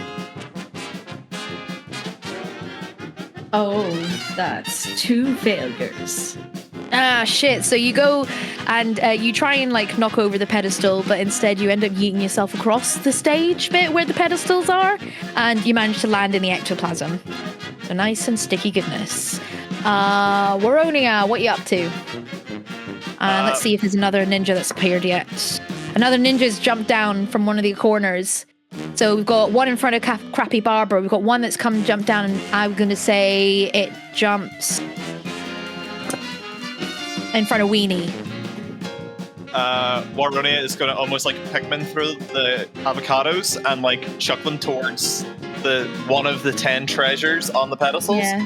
And the avocados is going to attempt to pick up one of the treasures and run off with it. Okay, roll me a mild. Is that a skill of yours? Let's have a look. Yeah, well, you're the muscle, so that's fine. So, yeah, you got a 2. I'm assuming, yep, brilliant, cool. So you yeet this poor little avocado as it meows and goes, you know, as it's being thrown over the pedestals. It knocks off, where's my D10? Let's do this one. Knocks off, 8 of the pedestals. So that is like, you're pure muscle, man, you know, hench as fuck. And the other avocado on your shoulder kind of looks at you nervously and also relieved that you will be throwing it a second time, or at least so it thinks. He's going to whisper into the ear of the second one and say, "Attack, my child," and as he like makes his arm look like a springboard going towards the ninja. Okay. So roll me a d6. I'm going to say with advantage because muscle, why not? Okay. So I got a 5 and a 6, so that's a fail, isn't it? Okay, so oh god, this poor avocado. Let's roll for this poor little fuck. Okay, thank God for that. Right, okay, so you end up like slingshotting this poor avocado as it hits against the wall. Thankfully, it hits face first rather than the squishy side, but you do hear a little screech as it like kind of like cartoon style slides down the wall. It's totally fine, but it just kind of starts rolling its way towards you back for more, and kind of like ushering its brother along. The ninja, of course, seeing this, manages to dart by and kind kind of completely ignores Crappy Barber and starts sidling its way next to you. You can see in its eyes another prompt is starting to go. Oh, no, you're not getting away from me, motherfucker. If I can, I would like to take out my, bubble wrap, Bubble bandages. Bubble bandages that make things bouncy. I'd like to apply that to the end of my snoot, and then I want to take a running start, and I want to basically headbutt this fucker in the junk to attempt to bounce him with the bubble stuff into the ectoplasm. Oh, okay. Roll me a d6, and then I'll roll a d6 and see what happens.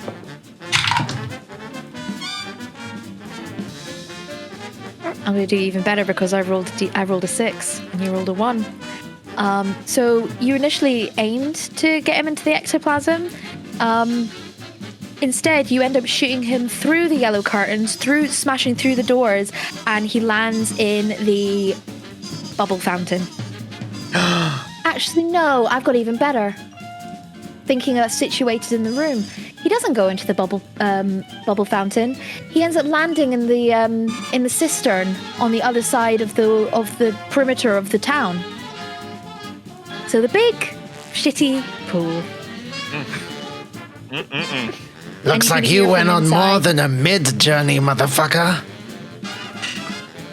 Excellent. Cool. So we've got 2 down, 3 down. We've got 1 ninja left. And that's the one that's in front of Weenie. Little eeny weeny teeny weeny. What have you got for us? Gonna immediately chug the bad breath potion.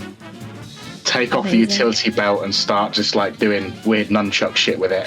Just trying to scare this AI away. Okay. If I could add to that, like, if he falls from the wall, could he potentially land on this person's head and do something to terrify him? To add to Weenie's. Okay. I'm going for terrify as well, so. Oh my god. Okay, Double perfect. terrify. So, I'm gonna roll at disadvantage. Yeah, fuck it. I'm gonna say he's been double teamed. So, yeah, tell me how you do it. Well, if he tumbles through the air, landing on his head, he's going to land on his head, crawl toward his ear, and just mutter the one word he's allowed to say, "Perish," and stick his tongue in his ear. Like Pascal from Station Tangled. of the tongue in the ear. Yes. And Weenie nunchucking away with his god-awful stinking breath, halitosis up the wazoo. This murderous AI ninja thing, robot, just can't compute. So 404 error, implosion. All right, so the cameras are dealt with, the AI is dealt with, and you have 8 pedestals that have been knocked over. You have moss that's growing around the room at a rather quick pace. And let me just get my other file out. I'm assuming you guys want to try and get the fuck out of here as quick as possible, right? I think I'm gonna. Crappy Barber will look towards Fizzy and Waronium and just say, "Leave no trace. You know what to do."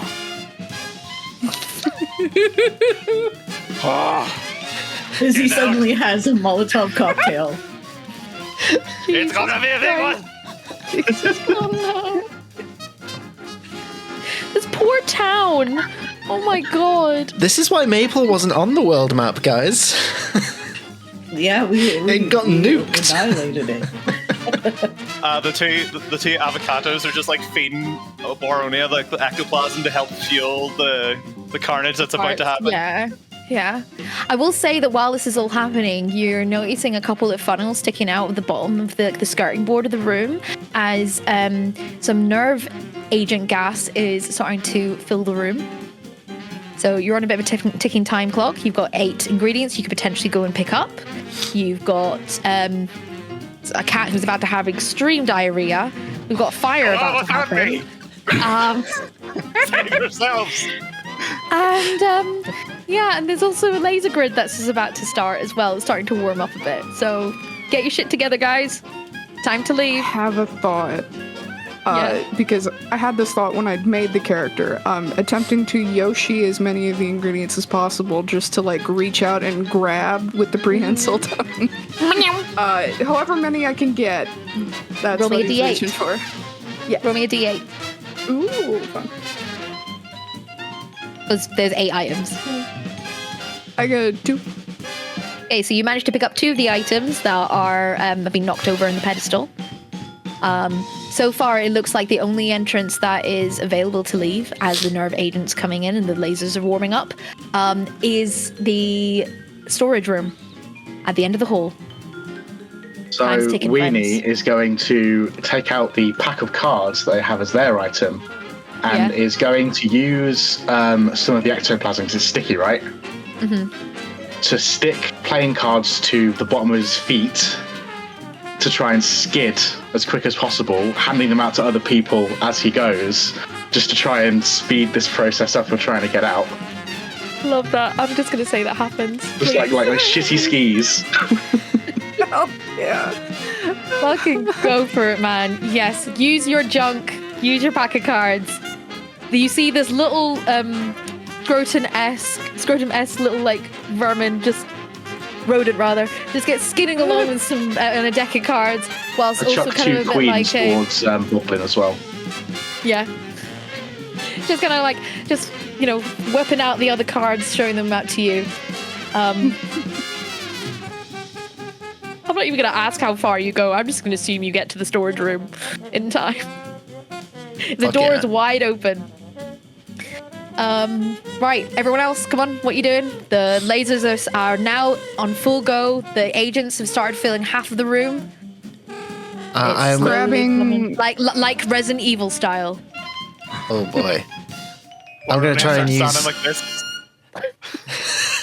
I'm gonna try and use my my capybara acrobatics to try and get out. Okay, double D6, please. Double D6. I think. Double 6. Oh no. Oh, crappy Barbara. I think I just yeet my last haul, guys. Could I attempt and like intervene a little bit? Because his thought was to just like George of the Jungle his way across the room, but seeing Capybara stumble, could he perhaps? Oh god, I'm realizing what this is as I'm describing it. Could he like wrap the tongue around his neck and like pull him along like a leash? Give it, Yaldi. Do it. Go on. I mean, oh, Just Jesus to Christ. Pull him the rest of the way. Roll me a double D6.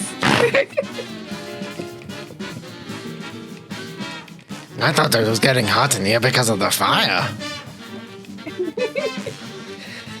Ooh, a 3 and a 4. Say it's a struggle, but you managed to do it. Because it's below your threshold for your wild. So, yeah, you. It's a horrible sound that's being made as well. Even though it's carpet, I'm imagining poor crappy Barbara is getting a bit of carpet burn, but also you hear the whole whenever like being dragged along the long purple carpet Yeah. in the long hallway. Whereabouts did you set the fire, by the way? Oh, on the stage to the curtains. Oh shit, okay. Cool. So you know the nerve agent is flammable, right? Okay. Half the room's filled. So it's creeping and creeping towards the fire. The rest of the Just ingredients are booking there. it. Yeah. Okay, so Yeah. we've got little weenies in the storage room. You managed to get to the cellar door. I'm assuming you're keeping it open with some cards. We've got poor crappy Barbara being dragged along this really long hallway by a drag queen frog. Fizzy Feronia, are you okay?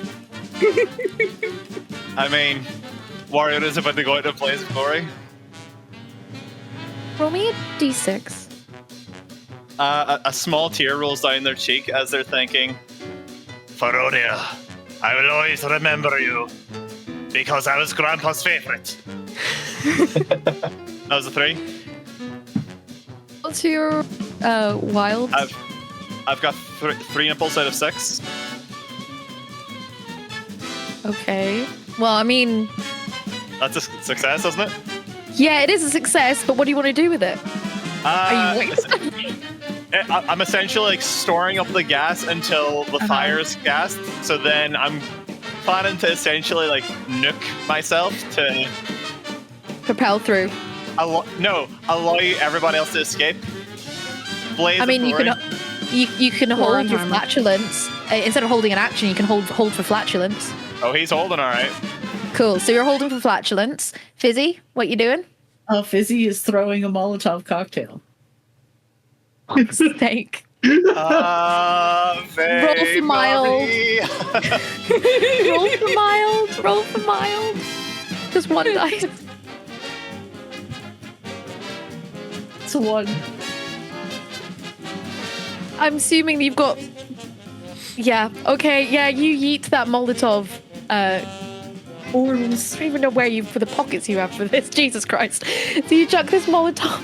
You tell me how the blaze of glory goes. I'm broken. Well, that's okay. So that is how they do their ignite fire. It's Okay. That's how. I love that. Okay. into the nerve, So- get the shatter, and Fizzy's got the cards on the feet and is waiting to rocket into the room. I'm gonna say movie style. So everything's in slow-mo. Yep, fire. Everything's in slow-mo as you see the gas starting to light fire. Boom, boom, boom. As it engulfs the remaining ingredients that were left from the pedestal, you can still see Andre, the stream ghost, trailing behind you, flaming bright red, almost bleeding into the fire as it engulfs the rest of the room. You see Busy just propelling themselves down the storage hole as the fire starts to move its way down. I'm assuming, the way that your face is, Pat, are you about to, fuck, shit's about to go down, isn't it? Tell us what happens. Give it Yaldi. Patch, do you have any like some opera-esque music? You know what? I can do you one better. Hang on. Let's go for. I thought we were going to count for, to be honest. Let's go for this.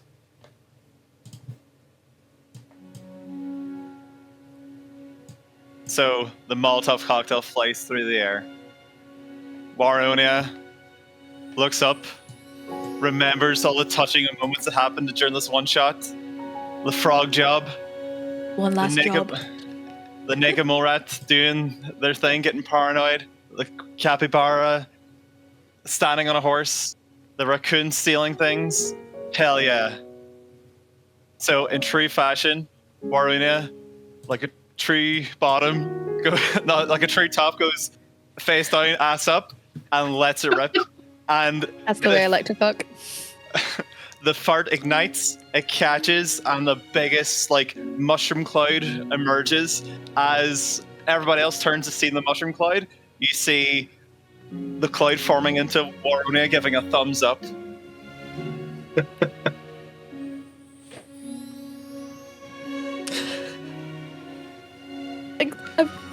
For context, guys, people don't usually perish in these games, but if you want to go out in a blaze of glory, Apps in the chat, guys. Apps in the chat.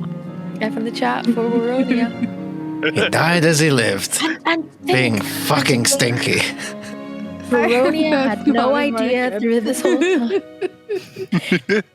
So, guys, in fact, the last person to see this, I would say, is probably Fizzy. So everyone else has made their way down the cellar, and as you see the fire ignite to consume one of your, is he a friend? Colleague? comrade, getting engulfed as you close down the cellar door. You guys make your way through the sewer system. It's a bit pungy. All you can hear is chaos going on in the town square. And you manage to escape with 2 of the secret ingredients. Or at least what you think are the secret ingredients.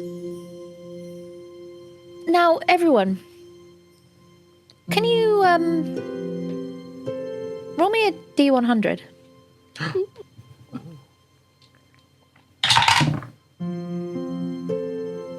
20. Me too. 220s, okay. 40. What did even. everyone else get? 30 even? 40, sorry. Artie? Oh, 40? 23. Artie? 23. 27. Izzy.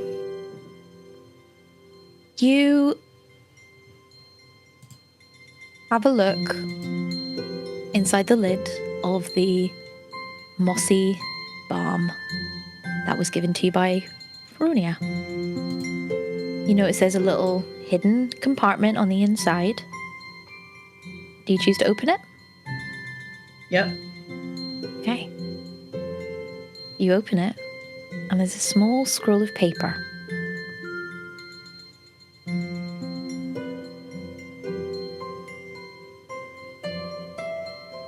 Well, Palheads, I hope that you managed to get the job done. Doesn't matter if you got the right ingredients or not. Just know that the real secret ingredient is... And it's kind of smudged. But I'm gonna say that Fizzy, you're able to read what the writing is. And it says crime.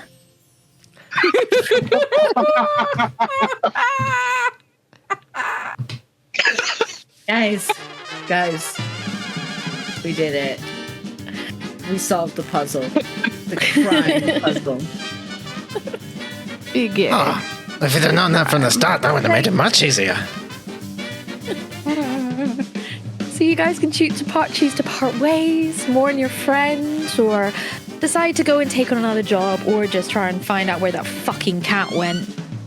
You know, because no one spoke about what you get, you know, for getting the secret ingredients. But for now, I'm going to say thank you so much for playing Feronia's Familiar Fuck Up. And my god, there's so much more stuff you guys can discover, but I hope we get to play this again. Hell yeah. This was beautiful, Maya. Amazing. Guys, can we fill the chat with some muffins and some love for Mai? Like, holy shit, this was so much fun. Spam those muffins in the chat. So I have a couple of announcements to make, but first of all, I want to go around the table and I want everyone to plug, you know, tell us, you know, say who you are, plug something that's coming up. I'm taking Patch's job right now, haha. Tell us anything you want to plug that's coming up, where we can find you, and your favorite moment in the session. Starting with, let's say, let's go around the table. Fizzy. Hi, I'm Aylin. I've been Fizzy, the silly raccoon. And you can find me here on Mondays or Wednesdays. Also, tomorrow for a bonus of the AV Club. Yeah, also every other Friday on ckup for Chisenta's Tyranny. And favorite moment... with the whole thing, I couldn't stop smiling. But I will say, Boblin's, I'll tell you something. I don't know what it is, but when I ran Honey Heist the day after the UK Game Expo, my friend Lottie did the same thing because she also had the same thing. Oh no, she didn't have the same thing. She went because they were looking for donuts. So what we're saying is never put the two of them at the same table together. always put them at the same table together. Lottie and Bridget would create chaos. The whole thing was just chaos. It was epic. Thank you. And let's go around the table. Let's go for Feronia. Tell us who you are, where we can find you, and all that shit. Hello, everybody. My name is Patrick, aka Patons. Sometimes I draw art, but on this particular Monday afternoon, I play the recently deceased Feronia, R.I.P. And that is going to be my only Quest Junkies character death, and I'll make damn sure of that. So you can find me on TikTok at Patons, Instagram at pat.tunes, and I'm planning to kind of to replug one of the one-shots I did. I'm planning to do like a deep dive into the Zelda stuff and like talk through step by step. I don't know when I'm going to do it. Might do it tomorrow during one of my streams. Who knows? But if y'all are available, come by, and I'd appreciate it. My favorite moment of the session was the whole damn thing, really, because like Aylin said, start to finish, non-stop smiling, non-stop laughter. It was just shits and giggles, and the thing I love about one-shots is that like you can just go fucking loony, and the entire time like Hanna-Barbera sound effects were playing in my head and like Looney Tunes antics, like chef's kiss. Thank you. And well, the not so crappy Barbara. Oh, hi, that's me. I am Patch, usually the ever humble dungeon master here on Quest Junkies. Very, very happy to play my first Grant Howitt game. Not in charge of it. You did absolutely incredible. I'm very, very proud of you. I will plug stuff at the very end because, we're doing all this stuff all week. I'll quickly mention I am starring alongside Alien in Center Attorney every other Friday on Phoenix Wacky. At the moment, I'm also in the Castleton Project over on Winter's Tales, which is D&D meets Bridgerton meets The Hunger Games. I survived the first round, which is great because I'm fucking useless in combat with this character. So it can only go uphill from here. My favorite moment, again, mirroring what everyone's said so far, the whole thing was absolutely incredible. But if I had to pick one, I spent the last few weeks trying to guess what kind of voice that Weenie was going to have. I did not guess correctly, and I'm so happy about it. That was so good. So good. And that's me. Lovely. And last but not least, the lovingly old-fashionedly late Boblin. Hi guys, I've been Boblin the drag queen every other day. I'm Bridget. And when I'm not here throughout the week in various different streams, you can catch me Monday nights for the Redonic Chronicles, every other Sunday night for Descent into Avernus, every other Friday night for Candlekeep Mysteries over in Phoenix Milwaukee, and I'll let Patch plug the rest of the streams. When I'm not on stream, you can find me behind the scenes, recapping more, keeping fanfic and all that good stuff. Favorite moments, starting with the ghost lube and going on to I loved Fizzy's fascination with shaking up any drink they found. It was amazing. Just all of the little flavoring bits we added are my absolute favorite. You smashed it out of the park. Honestly, you did. That was so good. I loved it. Thank you.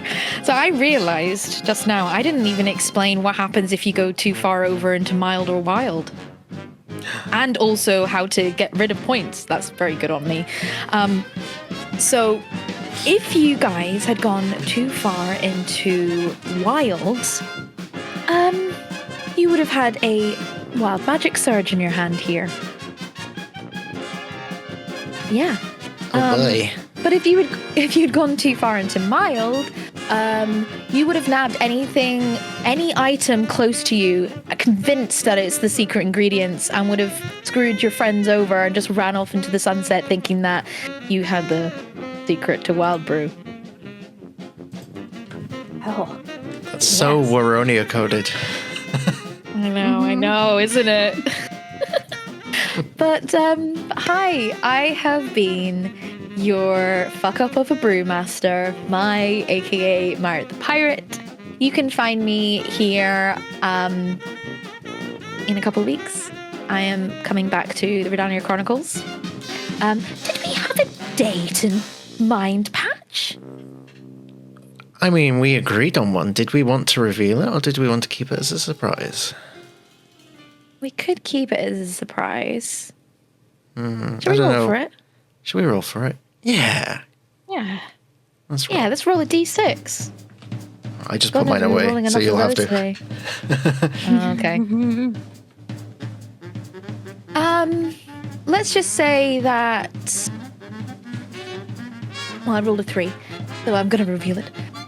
Let's just say keep an eye out in not next week because everything's going to break, but week after. So I'm back in Redania for then. God knows how. Don't know what the fuck we're gonna do to get me to come back, but we'll see how that goes. A few other places you can find me is obviously like on social media, Myrt the Pirate, all that jazz. You can also find me every other Saturday over at Phoenix Wackies playing Phandelver and Below as my little sleigh cleric. I don't know when I'm coming back to Wildmount. We haven't quite decided what's happening, but I'm coming back for Redania anyway. So watch this space with that. A few other announcements to make as well is that I'm still finalizing, and this was a playtest mostly. I'm finalizing and adding a few extra bits, but I am making a one-shot thing for this. I've been spending a lot of time on home brewery making this, and the plan is that if anyone wants to get this, it's basically all proceeds go towards the Trevor Project. The reason why it's not out now is because I wanted to see how much money we raised for this, and if you guys have any fan art from tonight, please let me know. We can include it in the little PDF, but all the details for that will be coming soon. And another announcement. You guys may know that the reason why I was away for so long is because I was in a production of Macbeth. Well, today I got sent the recording of Macbeth. It's not amazing, but it's, if you guys want to watch it, we're gonna try and organize when to have a watch party. It's not too long, it's like an hour and 45. So yeah, so watch the space if you guys want to watch it. Watch party in the community. And yeah, so I thank you again to my wonderful, wonderful table for letting me have a chance to do this game. I'm a huge fan of Grant Howitt and his one-pagers, and since playing Honey Heist on the channel, I was like, I want to do this, and also for the last few years I've been wanting to do something animal orientated, hence why, speaking of animal, hello brewery. So yeah, I don't know how to start end myself, but yeah, I am very excited.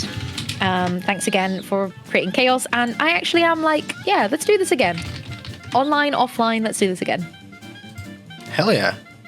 I mean, we now have Yeah. Quest Junkies Academy. If you want to play test it offline as much as you want, you have the space and you have a shitload of people that you can bring into it as well. So Yeah. hell. And I've got so many ideas, and I've got so much stuff that you guys didn't even cover. So Oh no. Mark me down as scared and horny. That's the best way to be. I can't remember if I told you what your 18 was, Bridget, but I'll tell you later. Ooh, Interesting. curious. All right. But yeah, I had a lot of fun doing this and making little things behind the scenes and stuff. But yeah, thank you for giving me reins of the table. And my favorite moment. What was my Yes. favorite moment? Realizing, oh fuck, this is a shopping episode. And how the fuck am I gonna get everyone to get on with it? I was really looking forward to people's like reaction to my Eddie Redmayne, my Fenguin, like with my 2 mini tours. The mini tour is a thing I made up. But yeah, like just having a fantastic group at the table, you know, and the fact that I managed to kill someone, or rather, a player died in my game. So, thank you for that blaze of glory. And over to you, Patch. Well, thank you kindly. What an I'll shut up amazing now. session. Well, it's official now. You're a Quest Junkies GM. Like, there's no turning back now. You earn the But title. BM, baby. Fun fact about that, every Quest Junkies GM does have to have GM art. So if only you knew an artist that would be able to draw some GM my art. You know, if only I'm really good at drawing. You've seen in my map skills, Oh, yeah. my cartography skills is amazing. Well, I can't wait to see what you provide for us. It's going to be amazing. But yes, you've done an amazing job. Thank you so much. This was so much fun. And thank you to everyone who's tuned in tonight and for the donations we've had so far. Super, super generous. We love you all very much. We are streaming every night of the week for the next, well, it'll be six nights now, right? That's maths. Tomorrow we have a prequel for the AV Club, which is an upcoming mini-series of Kids on Bikes that we're doing, GM'd by the wonderful Mary, who you'll recall is Teddy from the Cybervamp series. Wednesday, our Wildmount Chronicles crew are going to be GM'd not by me, but by the ever-wonderful Scarlet Song, who's going to do a game of lesbian werewolf crime fighters. That combination is just going to be pure chaos. I can't wait. Thursday, we have a live reunion of our Cybervamp coterie, the coterie of champions of Night City, as Bridget brings us back for a reunion of sorts with potential wedding bells and probably death, I'm sure. Like, I don't know what's going to happen, but, you know, and we've gone. It's a dash off work. All right, I will just switch over to me. How do I do this? How do I want to do this? This is perfect. Okay, so it's just me now. So, so Thursday it's the Cybervamp thingy. On Friday we have our. It's fine, mate. No one in the stream will have just heard you burp very loudly right now. They can only hear me. On Friday, we are getting some of our Stradalicious crew together, plus with a very special guest, the Scottish Geek, famous Bloodborne speedrunner, is joining us for a game of D&D in space, a Spelljammer one-shot, where we tell the adventure that Captain Ileana took right before she was sucked into Barovia. It'll be a fun and interesting time. Then on Saturday, a group of us are going to get together and we're going to play some Helldivers because, you know, we're all obsessed with spreading democracy and such. And then on Sunday, we return to Avernus for the next session of Descent to Avernus, and that's where we will conclude our charity event. So do check out some of these streams, do help us raise some more money and help the Trevor Project do their amazing work all around the world. I'm too warm, so I'm going to go now. I'm going to set up a raid, but do stick around for that. All the love to you at home, and we'll see you tomorrow for the AV Club, and happy brides. Good night.